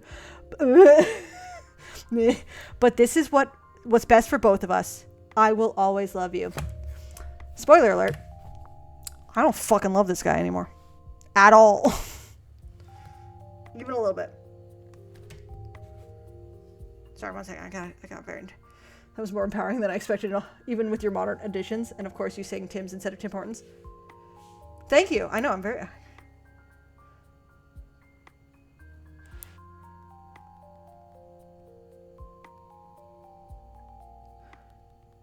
Sorry, I'm opening a pack of Pokemon cards with my landlords. But yeah, when was the next letter I wrote? So that was on October 19th, 2017. The next time I needed to write a letter was 3 days later.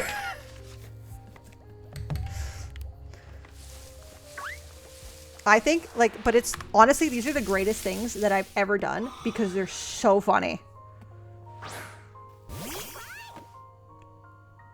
Oh my god. Okay. Oh, double letter mystery. Okay, mystery.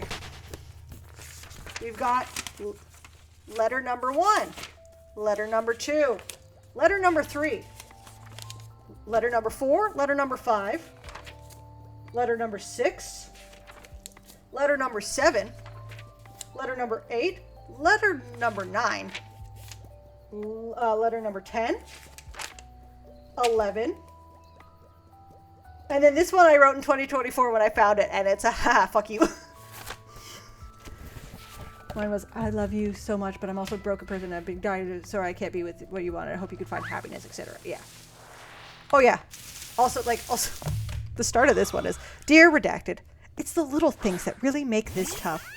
Today I was scrolling through Facebook, and there was a post that said, tag the cutest law student you know.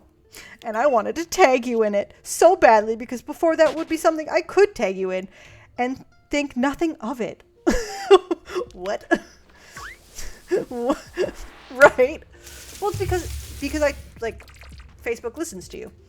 We would talk about his going to school for becoming a paralegal. So Facebook knew. It's like how one time my sister told me about a random ice cream that was a small calorie kind of ice cream, and then it showed up as a Facebook ad. Now I have to scroll past it a little faster so as to avoid being sad. It's a day-by-day struggle, but even though I've only started these letters yesterday, they've already started to help. Whenever I feel overwhelmed or stressed in a sense, I can still talk to you about it. It's like the good old days when we started dating. It is Halo Top. You are correct. I like that you knew which ice cream I was talking about. I'm hoping that me writing these letters and giving you the space you want and deserve. Just have to make sure I didn't accidentally run from a shiny. I now scroll hastily past these grim reminders. Yeah. Yeah, it's what it is. Oh my god, I have to scroll a little faster on Facebook now because I'm sad. I'm so sad on Facebook. Where was I?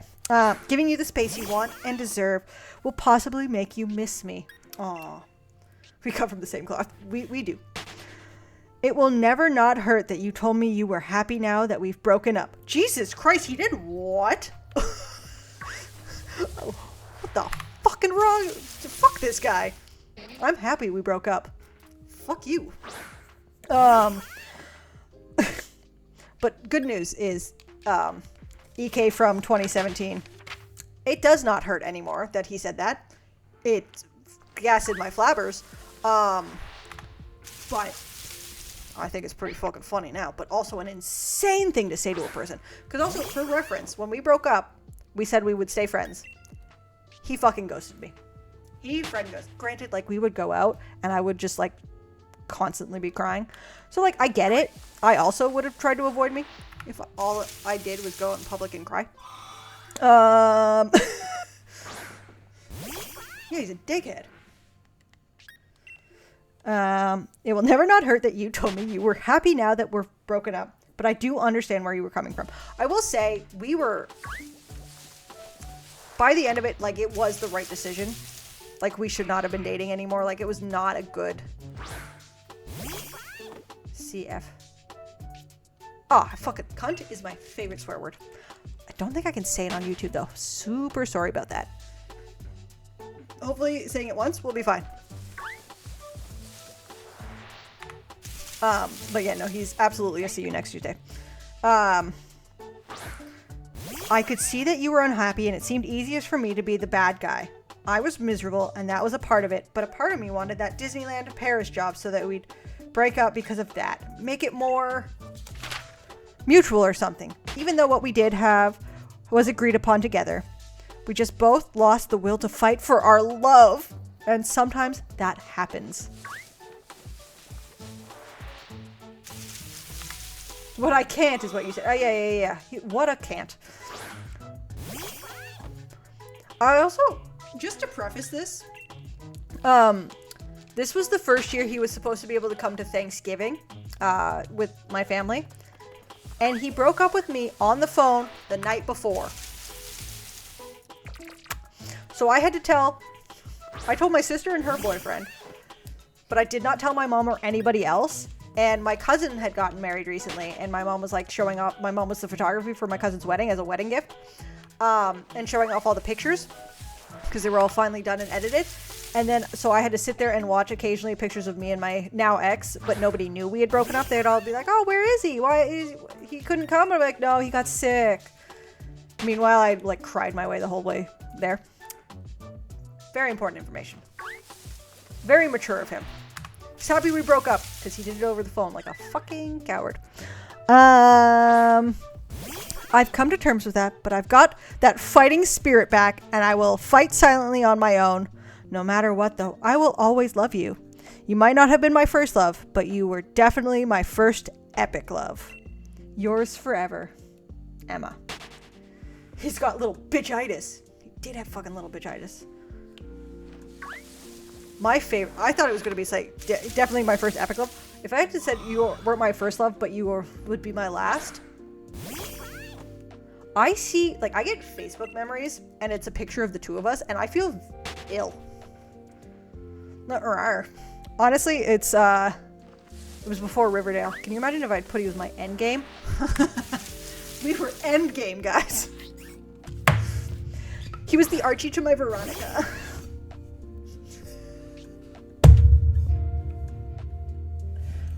Like, I respect straight EK so much because boy howdy were they sad. Straight EK had a lot of feelings. Straight EK thought they were straight.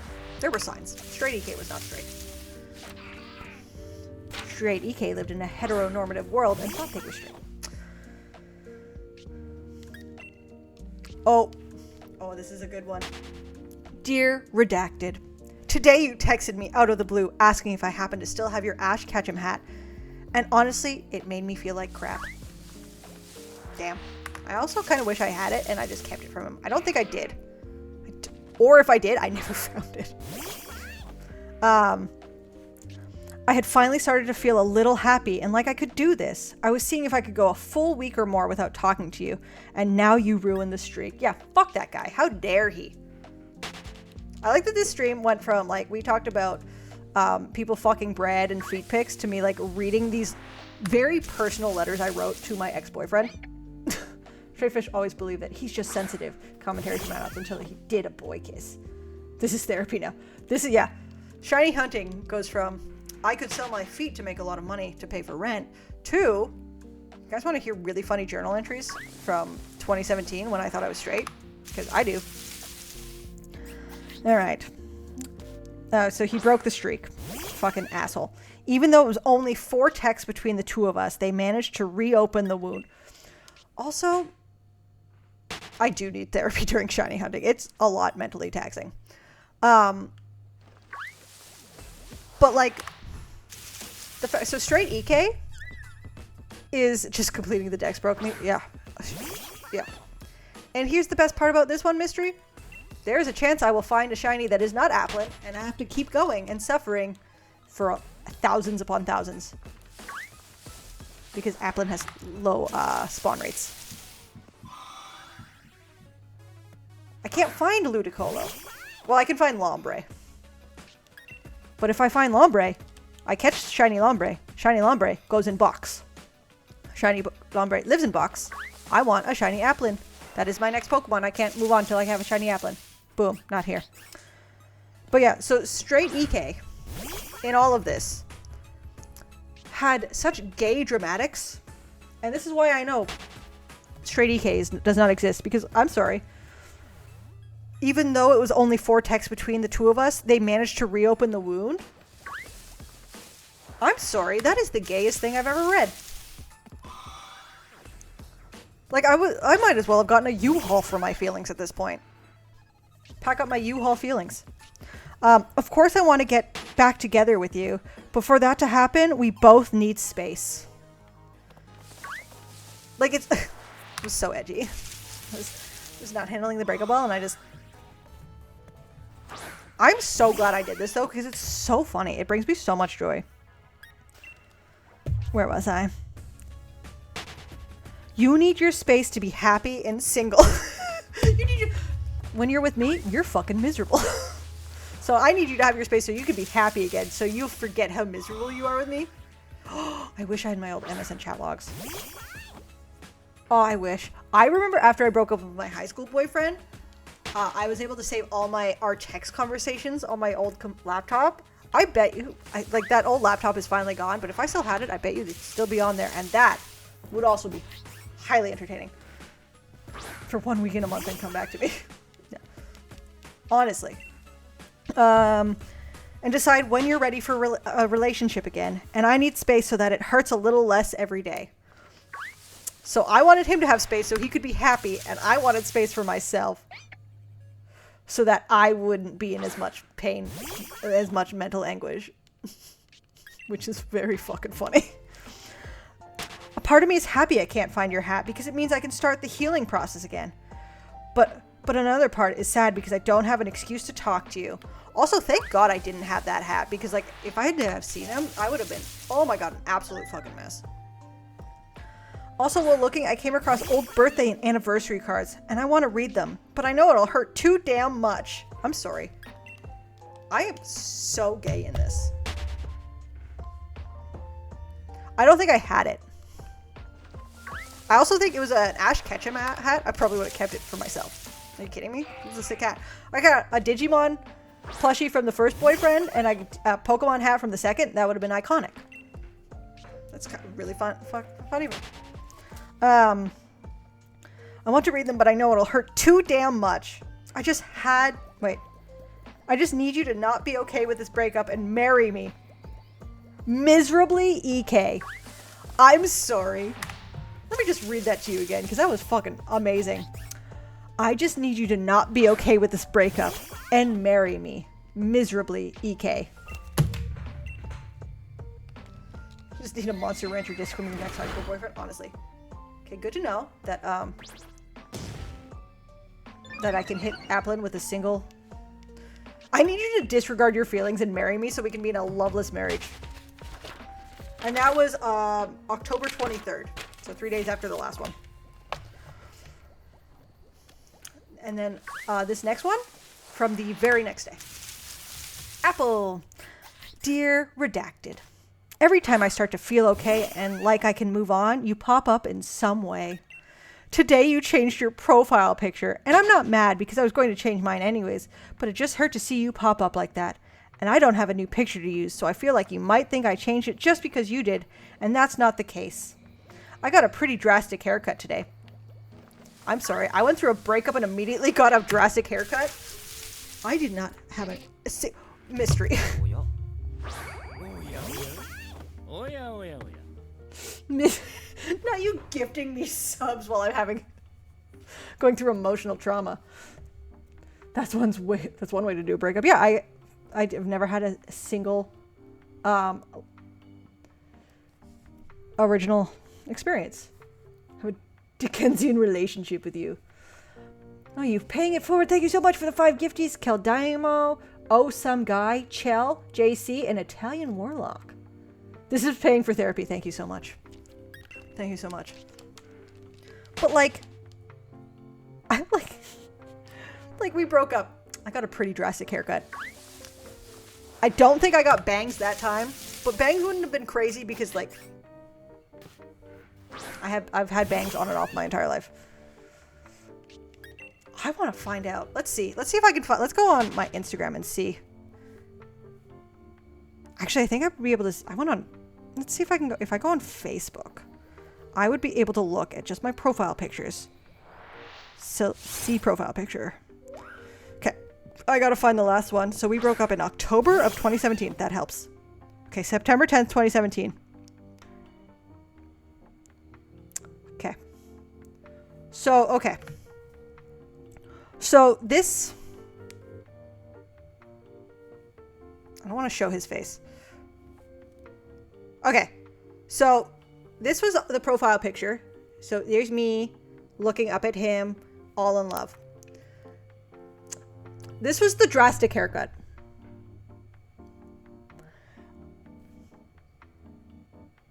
I posted this on October 25th, 2017. That was the drastic haircut. I guess my hair was... And then change it 5 days later to this. Thank you. I think I still have it. It's a bow. But that was... Apparently. According to this journal entry, it was drastic. That's not the case. I got a pretty drastic haircut today, but I didn't want my picture to be a selfie. Why? It's 2017. Everything's selfies. Selfies are the way to do things. I just don't want you thinking I just changed it because you did. I used an old picture because of your timing, but I was going to change it anyways. Which I think was the other photo. Which, funnily enough, he took. Oh, also, how did I sign off on that one? Oh, I just signed my name. Miserably EK. Obviously, it says miserably Emma, but for this case, we'll say EK. Was the gayest thing I've ever seen myself write. Oh no, you can downplay my feelings. I thought those were drastic. It was not drastic. I did this. This haircut was drastic. My hair was like here and I was like off.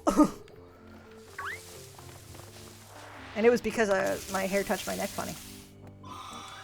So that was on October 24th. Oh my god, 6 days between the two letters. Dear Redacted, I'm just having a tough time today. I really miss you, but I know we can't start over or else I'll go back to square one and have to get over you all over again. Yours failingly, Ashley. Honestly, I have a Bible in this apartment somewhere. Okay. Not that I'm over you, but I can't go back to ground zero of this pain. Okay, so we broke up, what, like October 16th or something? This is October 13th. I've downloaded Bumble to meet people. I'm sorry, bitch. You are not over this and you want to bring that into a new relationship. Thank God I did not get into a new relationship, but you wanted to bring that into a brand new relationship? That's insane. I don't know. I've never played a Metal Gear Solid game. No, just ground zero for me. Ground zero for my emotions. Subliminal messaging, you say. For a game I've never played once before in my entire life. I know it's got Snake in it, and he crawls around in a box. That's like literally my entire knowledge of Metal Gear Solid. Kojima is a sneaky weasel. Is that the guy who makes those games? Probably. I've downloaded Bumble to meet people, and honestly, I don't want it to go anywhere, but it's something to distract me. Yeah.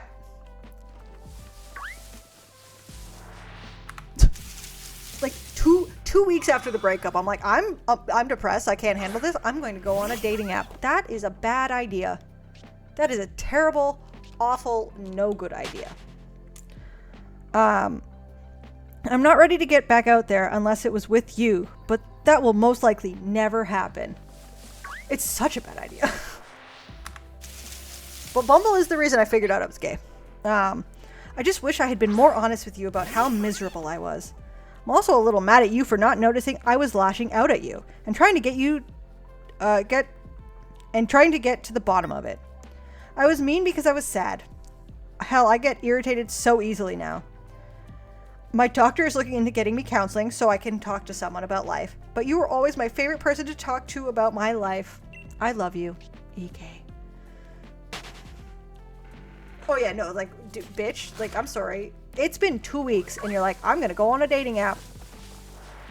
You're not ready. Yo, this one, this is a juicy, this is from November 1st. So 2 days after the last one. Like anything about, yeah. I'm miserable and depressed. You clearly aren't the reason for this. Like, we were not a good match at the end. Like, it was just like, it was fun. Like, looking back at it now, we would have been better if we had stayed friends. It would have been like fine. Like, we were good friends. But like dating him, I don't want those hassles. But it's time for an iconic one. November 1st, 2017. I hate you. I hate you for being happy. I hate that you don't want to talk to me. I hate that I feel so alone without you. I hate how this is making me feel. I hate that you never noticed how miserable I was. I hate that I thought I wanted to break up. I hate everything. I just wish I could feel nothing. Oh. Dating man is the worst, Justin. Except for we love your man. Your man is a sweetie. With quite possibly the worst username on Twitch. I can't take all this pain. You weren't supposed to leave me. Oh god, this went from like, I was like, damn, get him, to, oh no, cry for help. This letter is a cry for help. You weren't supposed to leave me. Everything reminds me of you, and I can't get away from it. Tomorrow after work, I'm going to hide everything. I can't see you or things you gave me. I just can't. Yeah, and Justin, it is a pretty bad thing about him. Get him. Oh no, I got, get me. Oh no, I've been got. I'm having bad thoughts. Like, that went from like, fuck you, to, by the way, I can't handle this pain. I'm so depressed. What? Oh no. Also, Justin, you have walked in to me. This is my favorite book I ever found. When moving, this was in the year of 2017. My ex and I broke up, and I did not handle it well. And I wrote him letters that I never sent, clearly, because I still have them, as a way, like, as a therapeutic way to get my feelings out. And turns out it's way more therapeutic to me now in the year of 2025, because it's very funny. I'm, like, very proud of myself for this one. Because my ex in high school, I literally went to Tim Hortons one time when I knew he was there with all his friends, and he sat at one end of the restaurant, and I sat at the other, and I just cried.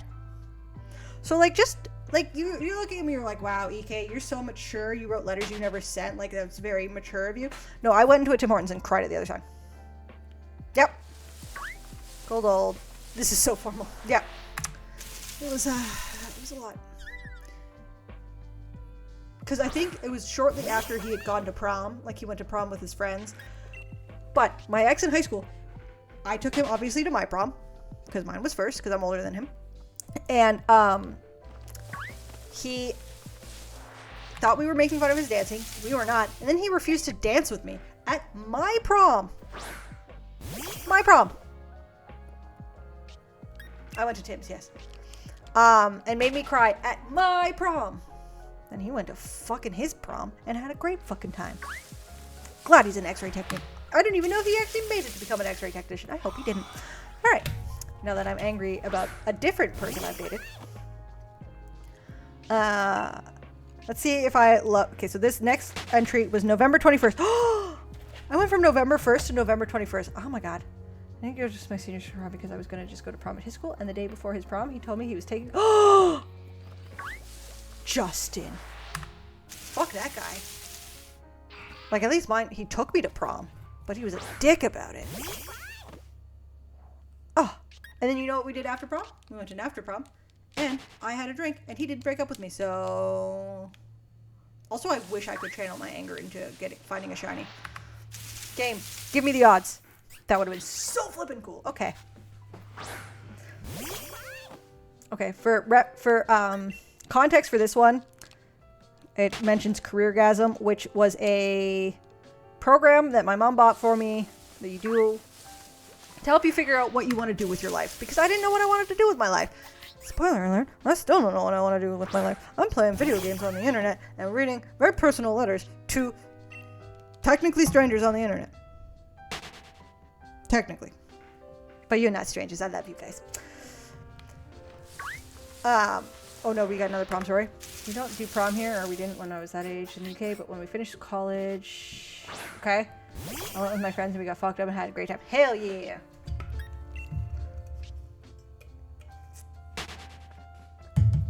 Okay. So this is 20 days later after the last one. So, like, proud of me. Almost 3 weeks with no letters. Alright. Dear Redacted. I tried to do more of the CareerGasm course today, but every time I try and do it, it makes me extra stressed and just plain angry. That is something that I still deal with. The gaps are getting longer. Shout out to Past EK for getting their shit together. Not really, but trying. Fun fact, that's just probably the undiagnosed ADHD in you, babes. It's still undiagnosed. I'm trying really hard to get it diagnosed. Hell, last time when I tried to clear up all the cords on the back of my desk, I got really stressed and overstimulated. And now you guys can see my bathroom. It is still progress. But it's like, sometimes I get stressed and I'm like, nope, can't do that. And I move my desk so that I can't see the wires. So therefore they're not a problem.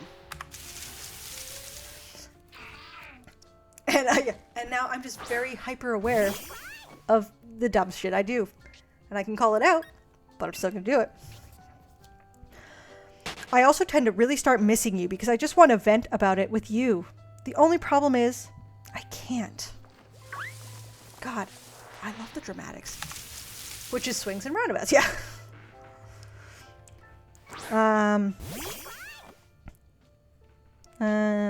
I feel like I need to bottle up my feelings for my mom. My parents spent a good chunk of cash on this, and I want it to work, not just for me, but for them as well. It just hurts not being able to talk to you, and honestly, I feel like you hate me because it's been about a month since we last talked, and I hate it. I wasn't even a teenager at this point. How old was I in 2017? Let's see. I was early 20s for sure. I was 24 years old. All of these were happening while I was 24.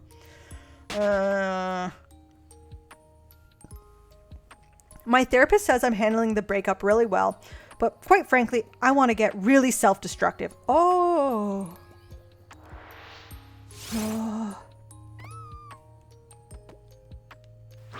Actually, this is really funny. I'm scared to see like some sort of self-harm. I guess what I do technically is a form of self-harm, but like not like physical self-harm. Today I went so far as to put you as a recipient for a text. Yeah, you heard that. A recipient for a text before I promptly hit cancel. But as much as I want to talk to you, I don't know what to say. Should I pass you guys have to go 10 lines above? Also, I just saw your message of oh, and I was like, did I just find a shiny? And I was like, no, it's a boring dollar. Got really excited when you're owing my not destructive behavior. Like, I will say, technically what I did, kind of still form of self-harm.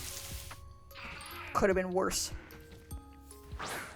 Not too much has happened in my life since our breakup, except a lot of crying, working, and not much else. My therapist said as an introvert, I prefer only having a few really close relationships, and when we broke up, I lost the most important one. I let it happen. Though. God, the drama. Yes, enjoy your gift sub, JC, and your room modes. It could have been way worse. Okay, as a therapy response message. Yeah, it was. I saw it and I was like, oh, cool. I know I'm hard on myself and it wasn't a one-sided breakup and we're both at fault, but honestly, I don't remember yours because I can only see mine.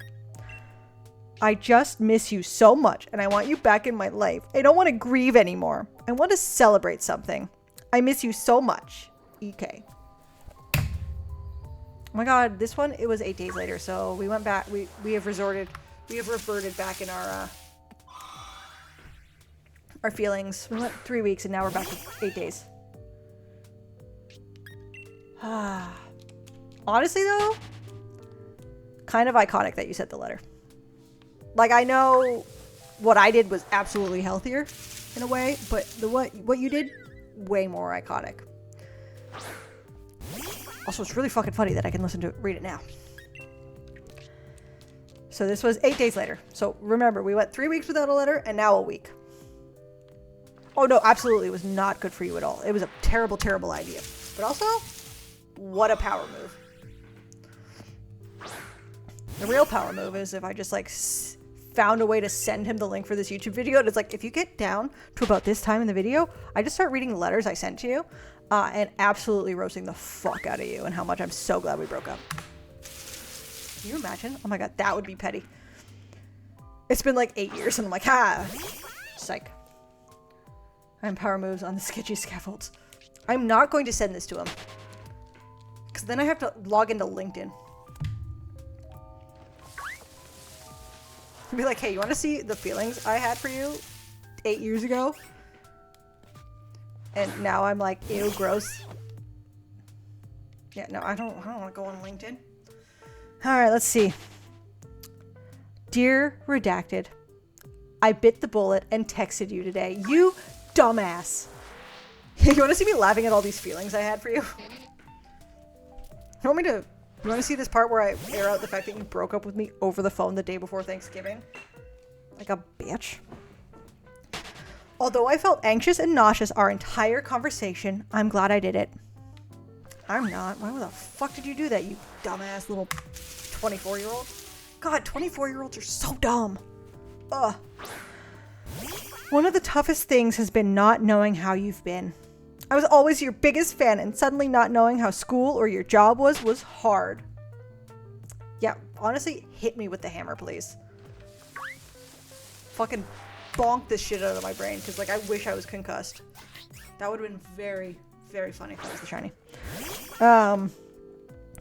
Our conversation was incredibly civil and polite, and only a little awkward. Even if this never leads back into anything romantic, I'd just be happy to have my best friend back. My best friend is a woman? Ew. Ew, why did I think my best friend was a man? Ugh. Also, it's funny, his cousin, who was always... I should have known. His one cousin, she was fucking stunning, and I absolutely had, like, a little mini crush on her and didn't realize it. But her sibling came out recently as trans, and she's also really pretty now. And I'm like, would it be really bad if I just started flirting with his cousin, and started dating his cousin?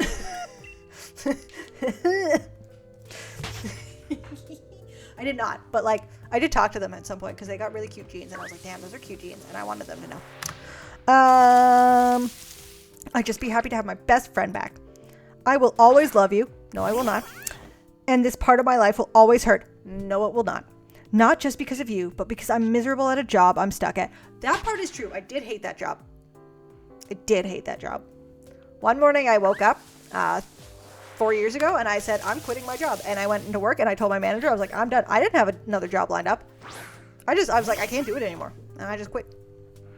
So that part was true. But it's an experience for me to grow. Hell yeah, it was. Now you're gay. Anyways, I just wanted to write down some of my initial feelings after our first conversation in 6 weeks. I'm glad I did it. I love you. That's the problem with being an adult. You know, realizing there are things that are off limits because of past experiences. Like, right? Bullshit. Okay, so this was just November 29th. Now you're gay. The next one, December 26th, 2017. Very polite, very demure, very mindful, very cutesy, very not filled with rage. Dear Redacted, fuck you.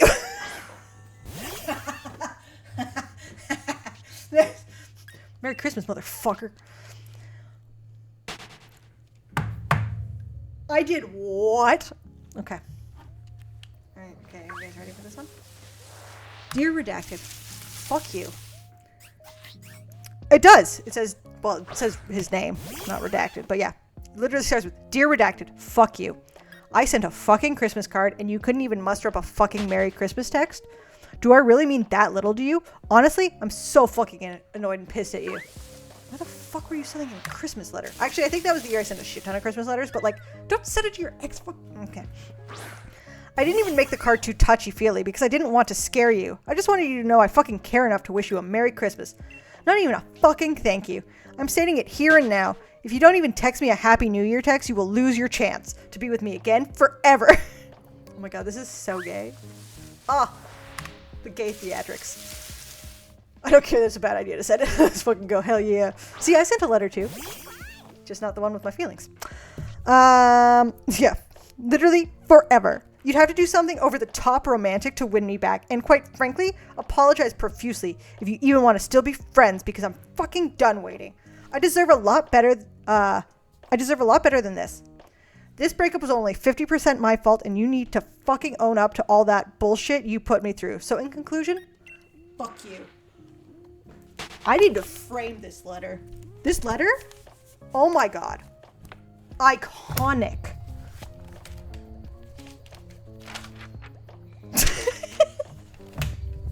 So the next one is from January 12th, 2018. Happy New Year, guys. And it starts with, Dear Redacted, I would like to think I could stick to my guns and say you've missed your chance forever since you never wished me any form of happy holidays. The thing is, though, those brief moments where I forgot that I'm annoyed or mad at you, I actually miss you. I think I'm back in denial, babes. I've missed your chance forever. But actually, though, Happy New Year's, guys. No, I wish. Honestly, this is more frustrating than it sounds. I like being mad at you because it makes it easier for me.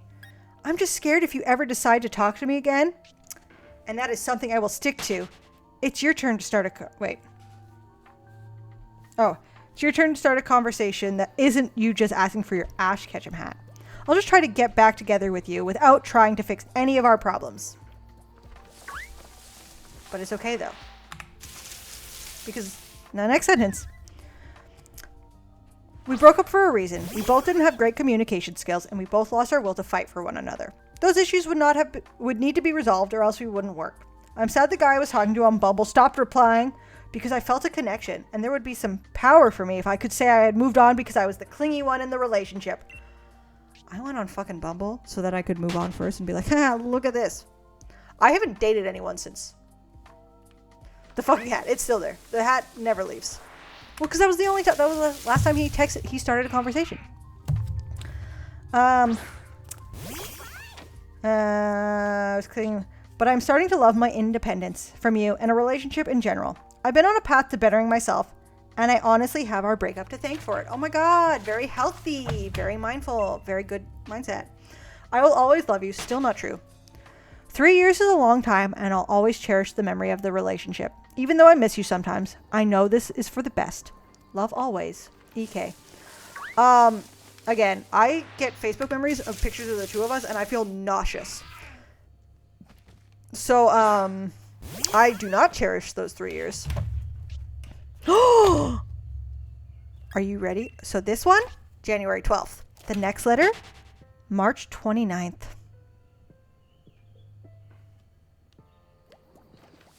I'm fucking growing the Gaspagos.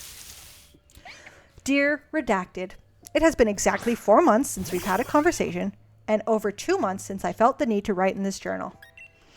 The only reason I'm writing is because I've missed you a lot more recently, and I don't know why. And today you posted a Facebook status that really didn't help push you from my mind. 2 months? I know. I'm proud of me. There you go. It's because he posted on Facebook. Was he the cutest law student I knew? God damn it. I've had a couple plans to get your attention. Oh. We have to take back the hell yeah, young EK, because there is no hell yeah to. I've been coming up with ideas to trap you into a conversation. Not a good thing. I've had a couple plans to get your attention, whether it be starting to write to you on Snapchat or even messaging your sister about Jeff's new video game. Also, fun fact. So, no. Desperate, sad, clingy EK. Callum, there's a difference. Depressed. Dealing with bad with breakups EK. EK stalking. No. So, fun fact. His sister's husband was my first cousin 4 or 5 times removed. So our great grandparents were cousins or siblings. So like I was related to his brother-in-law. So if I had married this man and had kids with this man and they had kids, our kids would obviously be cousins, but I would also be cousins with my niece and nephews. And I wasn't related to him. I was not related to the boyfriend. No. I was relating to the boyfriend's sister's husband. No relation to the people I was dating, other than just general. But like, how much fun would it have been to go be like, this is my my niece cousin, and they'll be like, pardon me? I was like, yeah, no, they're my niece and my cousin. And the Sweet Home Alabama of it all is really fucking funny. Like, I would have absolutely had a blast doing that. Cause can you imagine? Yeah, this is my cousin nephew. Yeah, so I'm my own grandpa, but like cousin nephew. I know if I started talking to you again, I'd have to lie about it to my parents because they're not your biggest fan anymore. Fuck yeah, parents. So much more room for goofs. It does give so much more room for goofs. It's just been hard when I know you and I had agreed to stay friends and instead got radio silence. Anyways, they didn't make me feel better like it normally does. So I'm out. From EK. I put a from. Oh no, the next one says love. Oh. Oh wait, no, the next one's 2024. This was from May 29th, 2018. This was the last letter I ever wrote before the 2024 letter when I found this and had the best fucking time ever reading these. Dear Redacted. Aw. I texted you last night exactly a day before the 6-month mark of silence. Sure, we only talked about Pokemon. Oh my god, so topical. So this is the shiny, right? Yeah. I'm almost done the therapy. So I gotta have the shiny.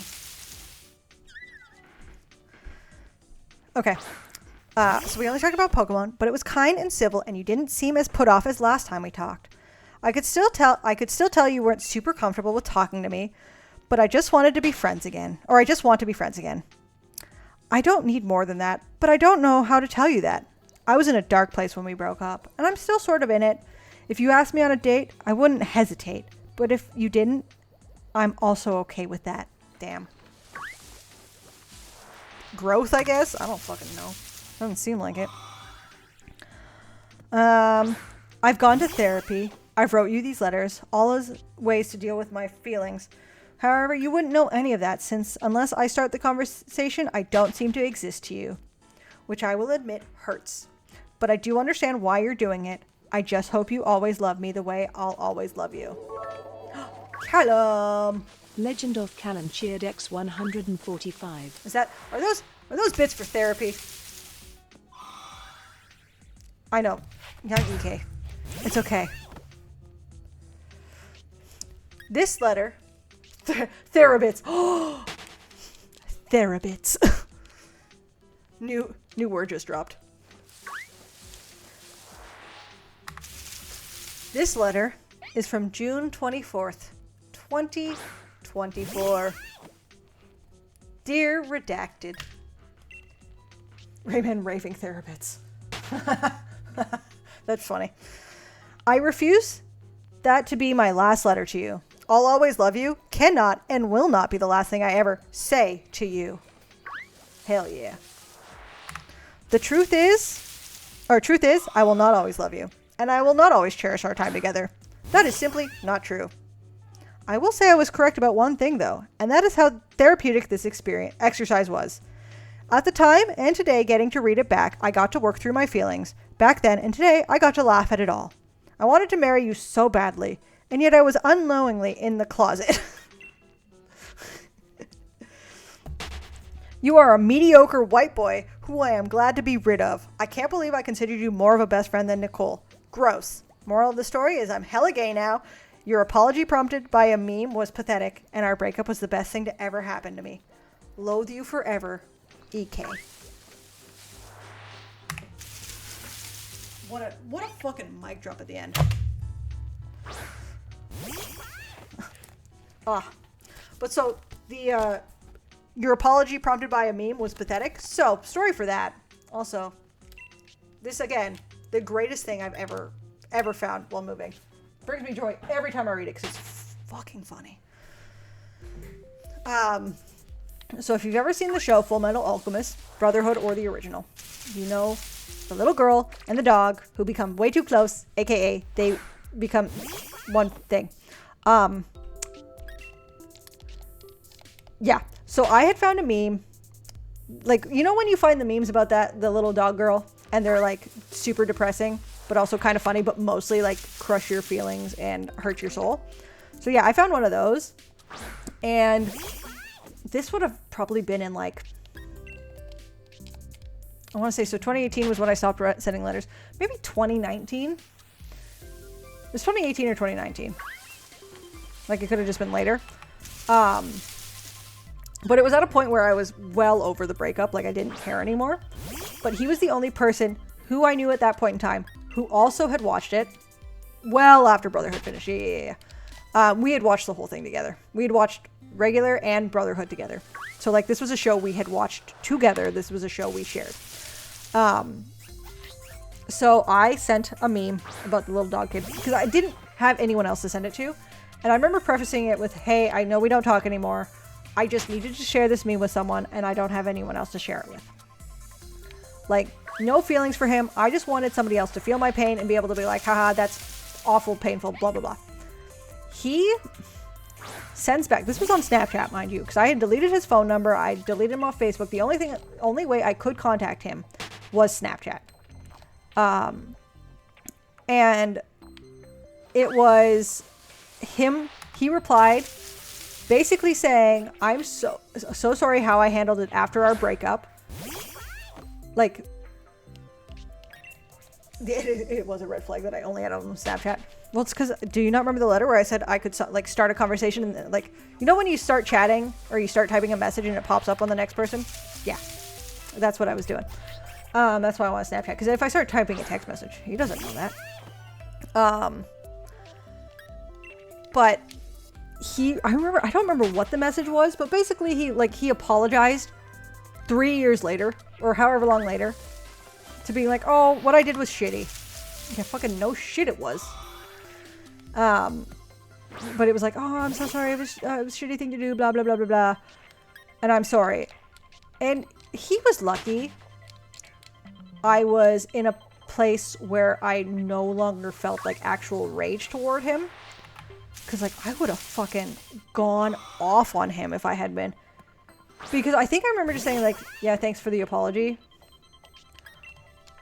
He only apologized because I had sent him a meme about a girl and a dog who became way too close. He would not have sent the apology if I hadn't prompted the conversation. Like, right? Like he never would have apologized if I hadn't been like, hey, look at this fucking weird ass meme I found. I sent him, brother. Yeah, pretty much. Whatever the meme was, it was something to do with that, and it was depressing as fuck. Because I started a conversation. And he apologized. Otherwise, he never would have apologized. And he barely apologized. Yeah. And now I'm gay.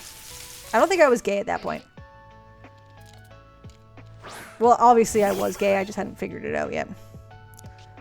There's a difference. Yeah. And I remember telling my actual best friend, Nicole, about this in a GO train station. Let me talk to teenage. Let's burn this fucking house down. No, his mom was nice. Actually, you want to hear one of the worst things about him, other than everything you just learned? So, I remember the first time this ever happened. I was over at his house, and he's like, my mom's making spaghetti. We get to eat some spaghetti. And I'm like, fuck yeah, spaghetti.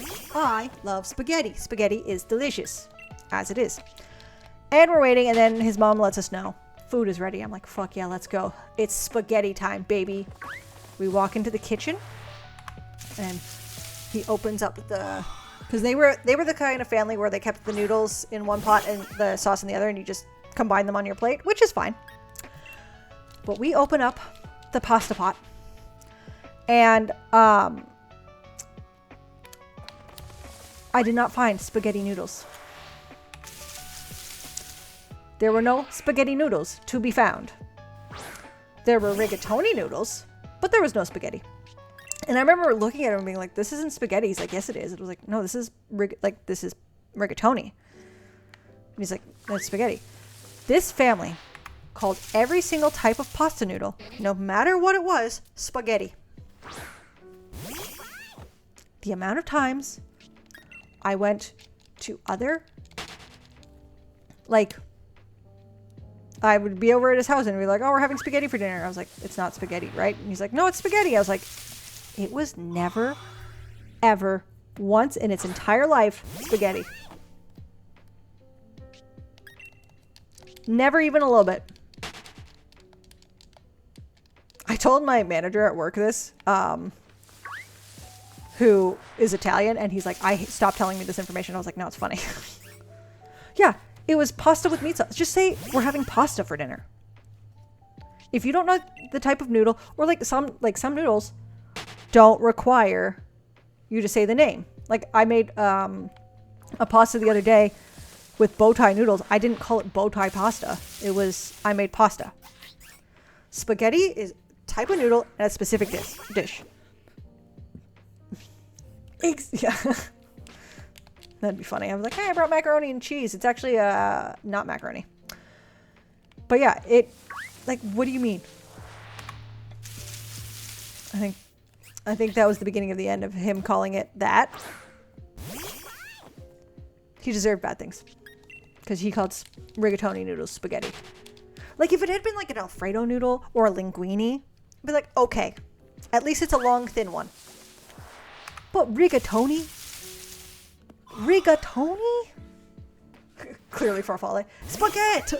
Ah, spaghetti. But honestly, like, what do you mean? Also, have I done 300 encounters today? With nothing. 300 encounters and nothing to show for it. Classic. Right?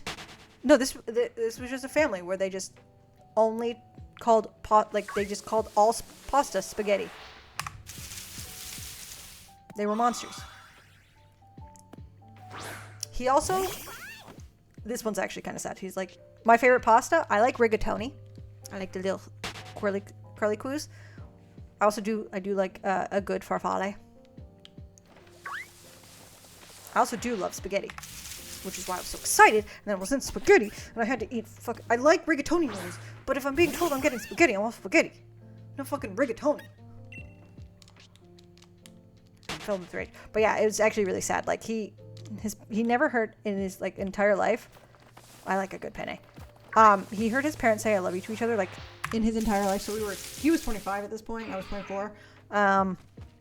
He probably heard his parents say they loved each other maybe like 5 times total.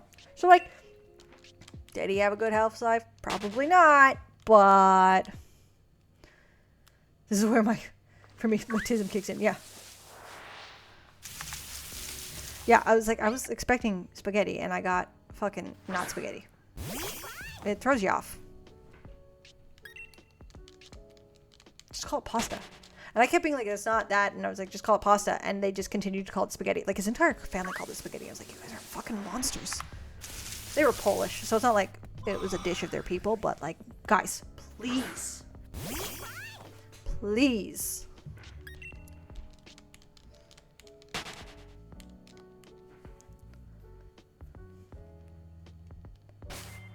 You know what? I will save the game.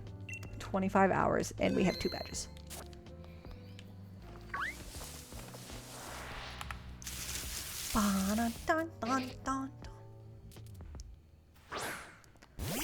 And I should probably eat dinner soon. Now that I've like released all the rage built up inside of me. You didn't track how many balls you throw? No. Well, I haven't thrown that many balls. It would be worse if I get a shiny Nincada or a shiny Dupiter, I'm just going to be annoyed because the odds of them showing up is 5% on top of the 1 in 4,096%. So it's like the odds are really bad. Like if I get a shiny Esper, Lombre, or I know I get a shiny Shed Ninja too. I think you do.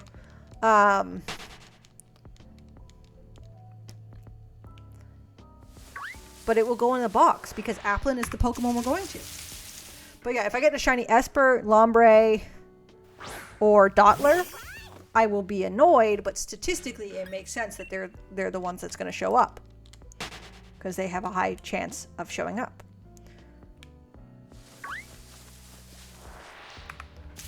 Whereas, like a shiny Applin first try would be insane. Because phase hunting is a thing. And that's what we are doing.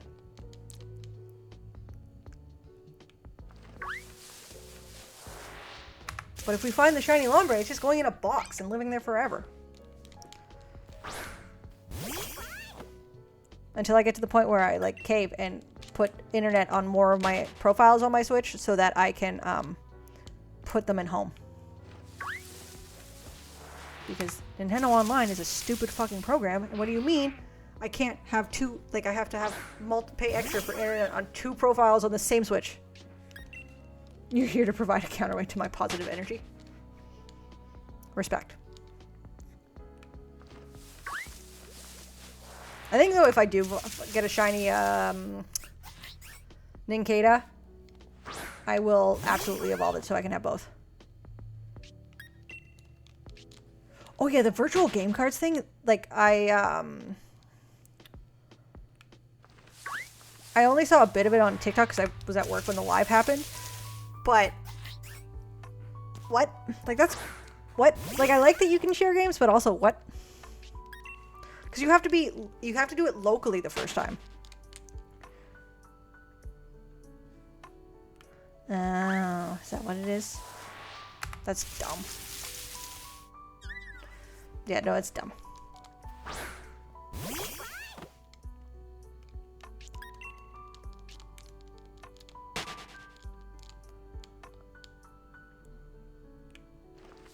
Yeah. I did hear, though, in the new Pokemon game, you can mug people. Your account or a family linked account. Oh. Oh, so if I have 2 Switches. Oh. Which are fucking not money bags.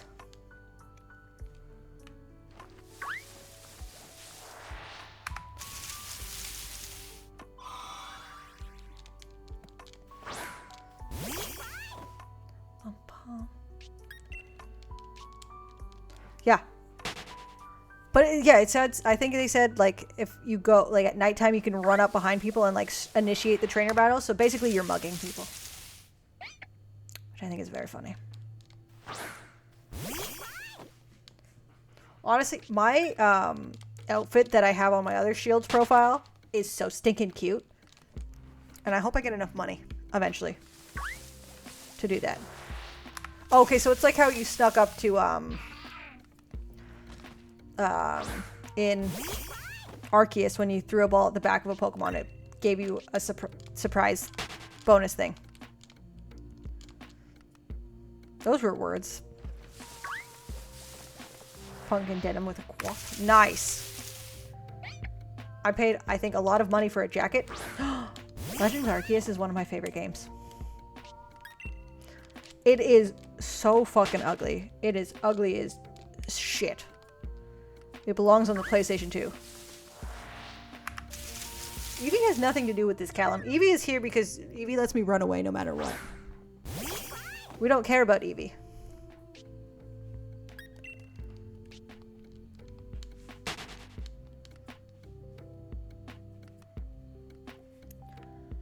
Yeah, I paid a ridiculous amount of money in the game just for a cool jacket.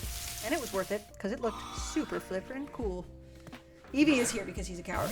She's a coward? I don't know what gender this thing is. It's a boy.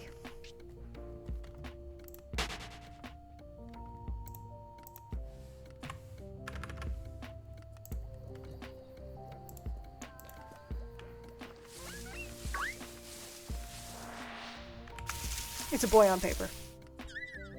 Yeah. That is true. Do Pokemon have the same conversations about sex versus gender that we have? Who knows? It's an Eevee. It's a punk-ass bitch is what it is. That would have been a fun little...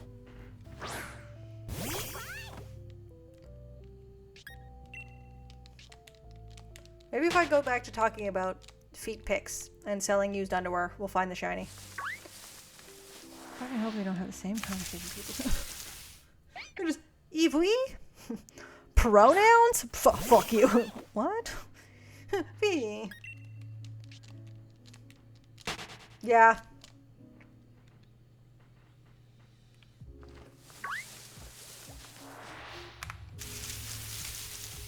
But do we think Pokemon use pronouns?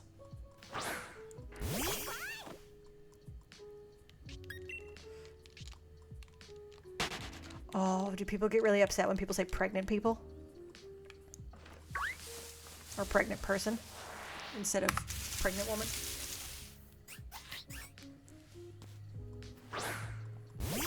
People get heated when you use gender neutral terms for pregnant people. Yeah. There are plenty of pregnant people that are women. There are pregnant people who do not identify as women. Whether they are non-binary or they are trans. There are plenty of trans... Do you remember when a trans man was pregnant and he got to be on Oprah because he was a pregnant man in the early 2000s? And that was like mind-boggling. They made a blood sample in a routine test and the one screen down and... Okay. But like, throwback to that guy. He got to go on Oprah because he was a pregnant man. And the patient label said Mr., not Miss, not Miss, not Mrs. Oh, wow. So they were a trans man. Pregnant trans man. Do you think he'll end up on Oprah? I don't think you want to end up on Oprah. She's trying to buy Hawaii. She's a piece of shit. Remember when Oprah was relevant? Damn, she dominated the world for a long time. Which, very impressive as a black woman in the industry. In the early 2000s. which is fair.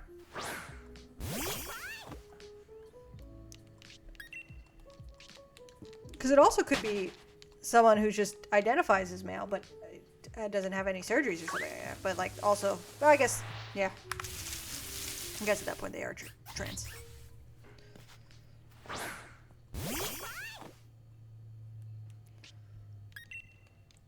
The reason they send their blood here is they have blood test runs to screen for their babies having the... Yeah, that makes sense.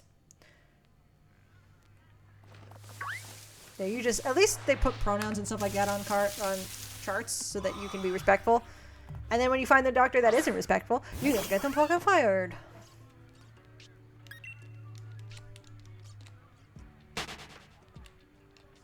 Oh, that's a good point. I feel like I've seen that like some trans men who are pregnant, they have to stop their hormones. Oh no.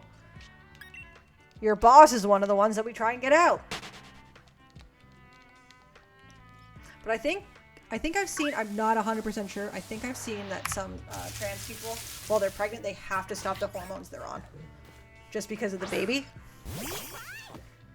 And obviously, for some, it causes really severe gender dysphoria, and others are perfectly fine with it because they're growing a human life and they're like, this is sick.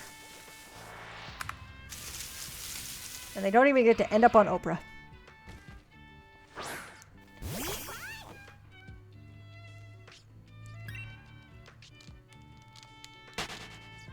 But yeah, fuck your boss.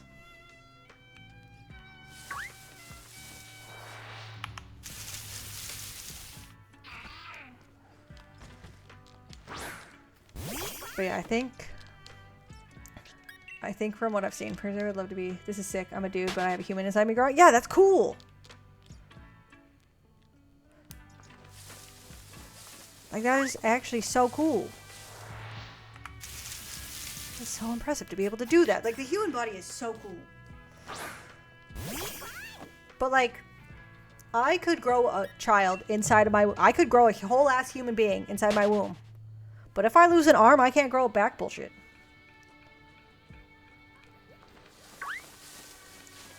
Oh, yeah, like, I would...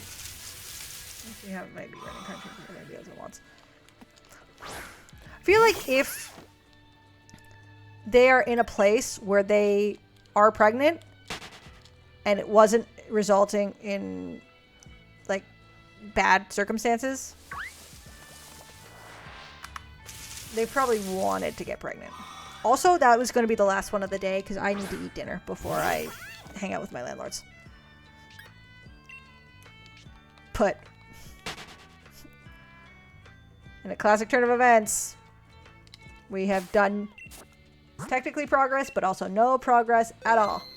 Long story short, turns out my boss is an older, closed-minded person because when I joined the hospital, I had an induction late in part by an... Ah!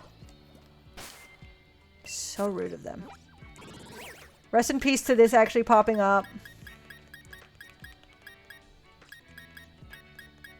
It increases the odds.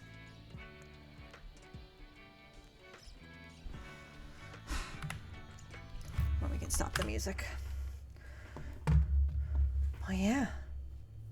Thank you again to Mystery and to Callum for the bits and gifted subs today. If you got one today, pay it forward, whether it be here or in another community. Be a good person. I know. I had so much fun with Big Therapy. It was a great time. I had a blast. God. It'd be very funny to send this video to my ex and be like, hey, these are all these letters I wrote for you and never sent. Don't love you. Bye. No. It's funny. I am actually, you know the easiest way for me to send it to him? I am still friends with him on, is it Steam I have him? I think it's Steam. Yeah.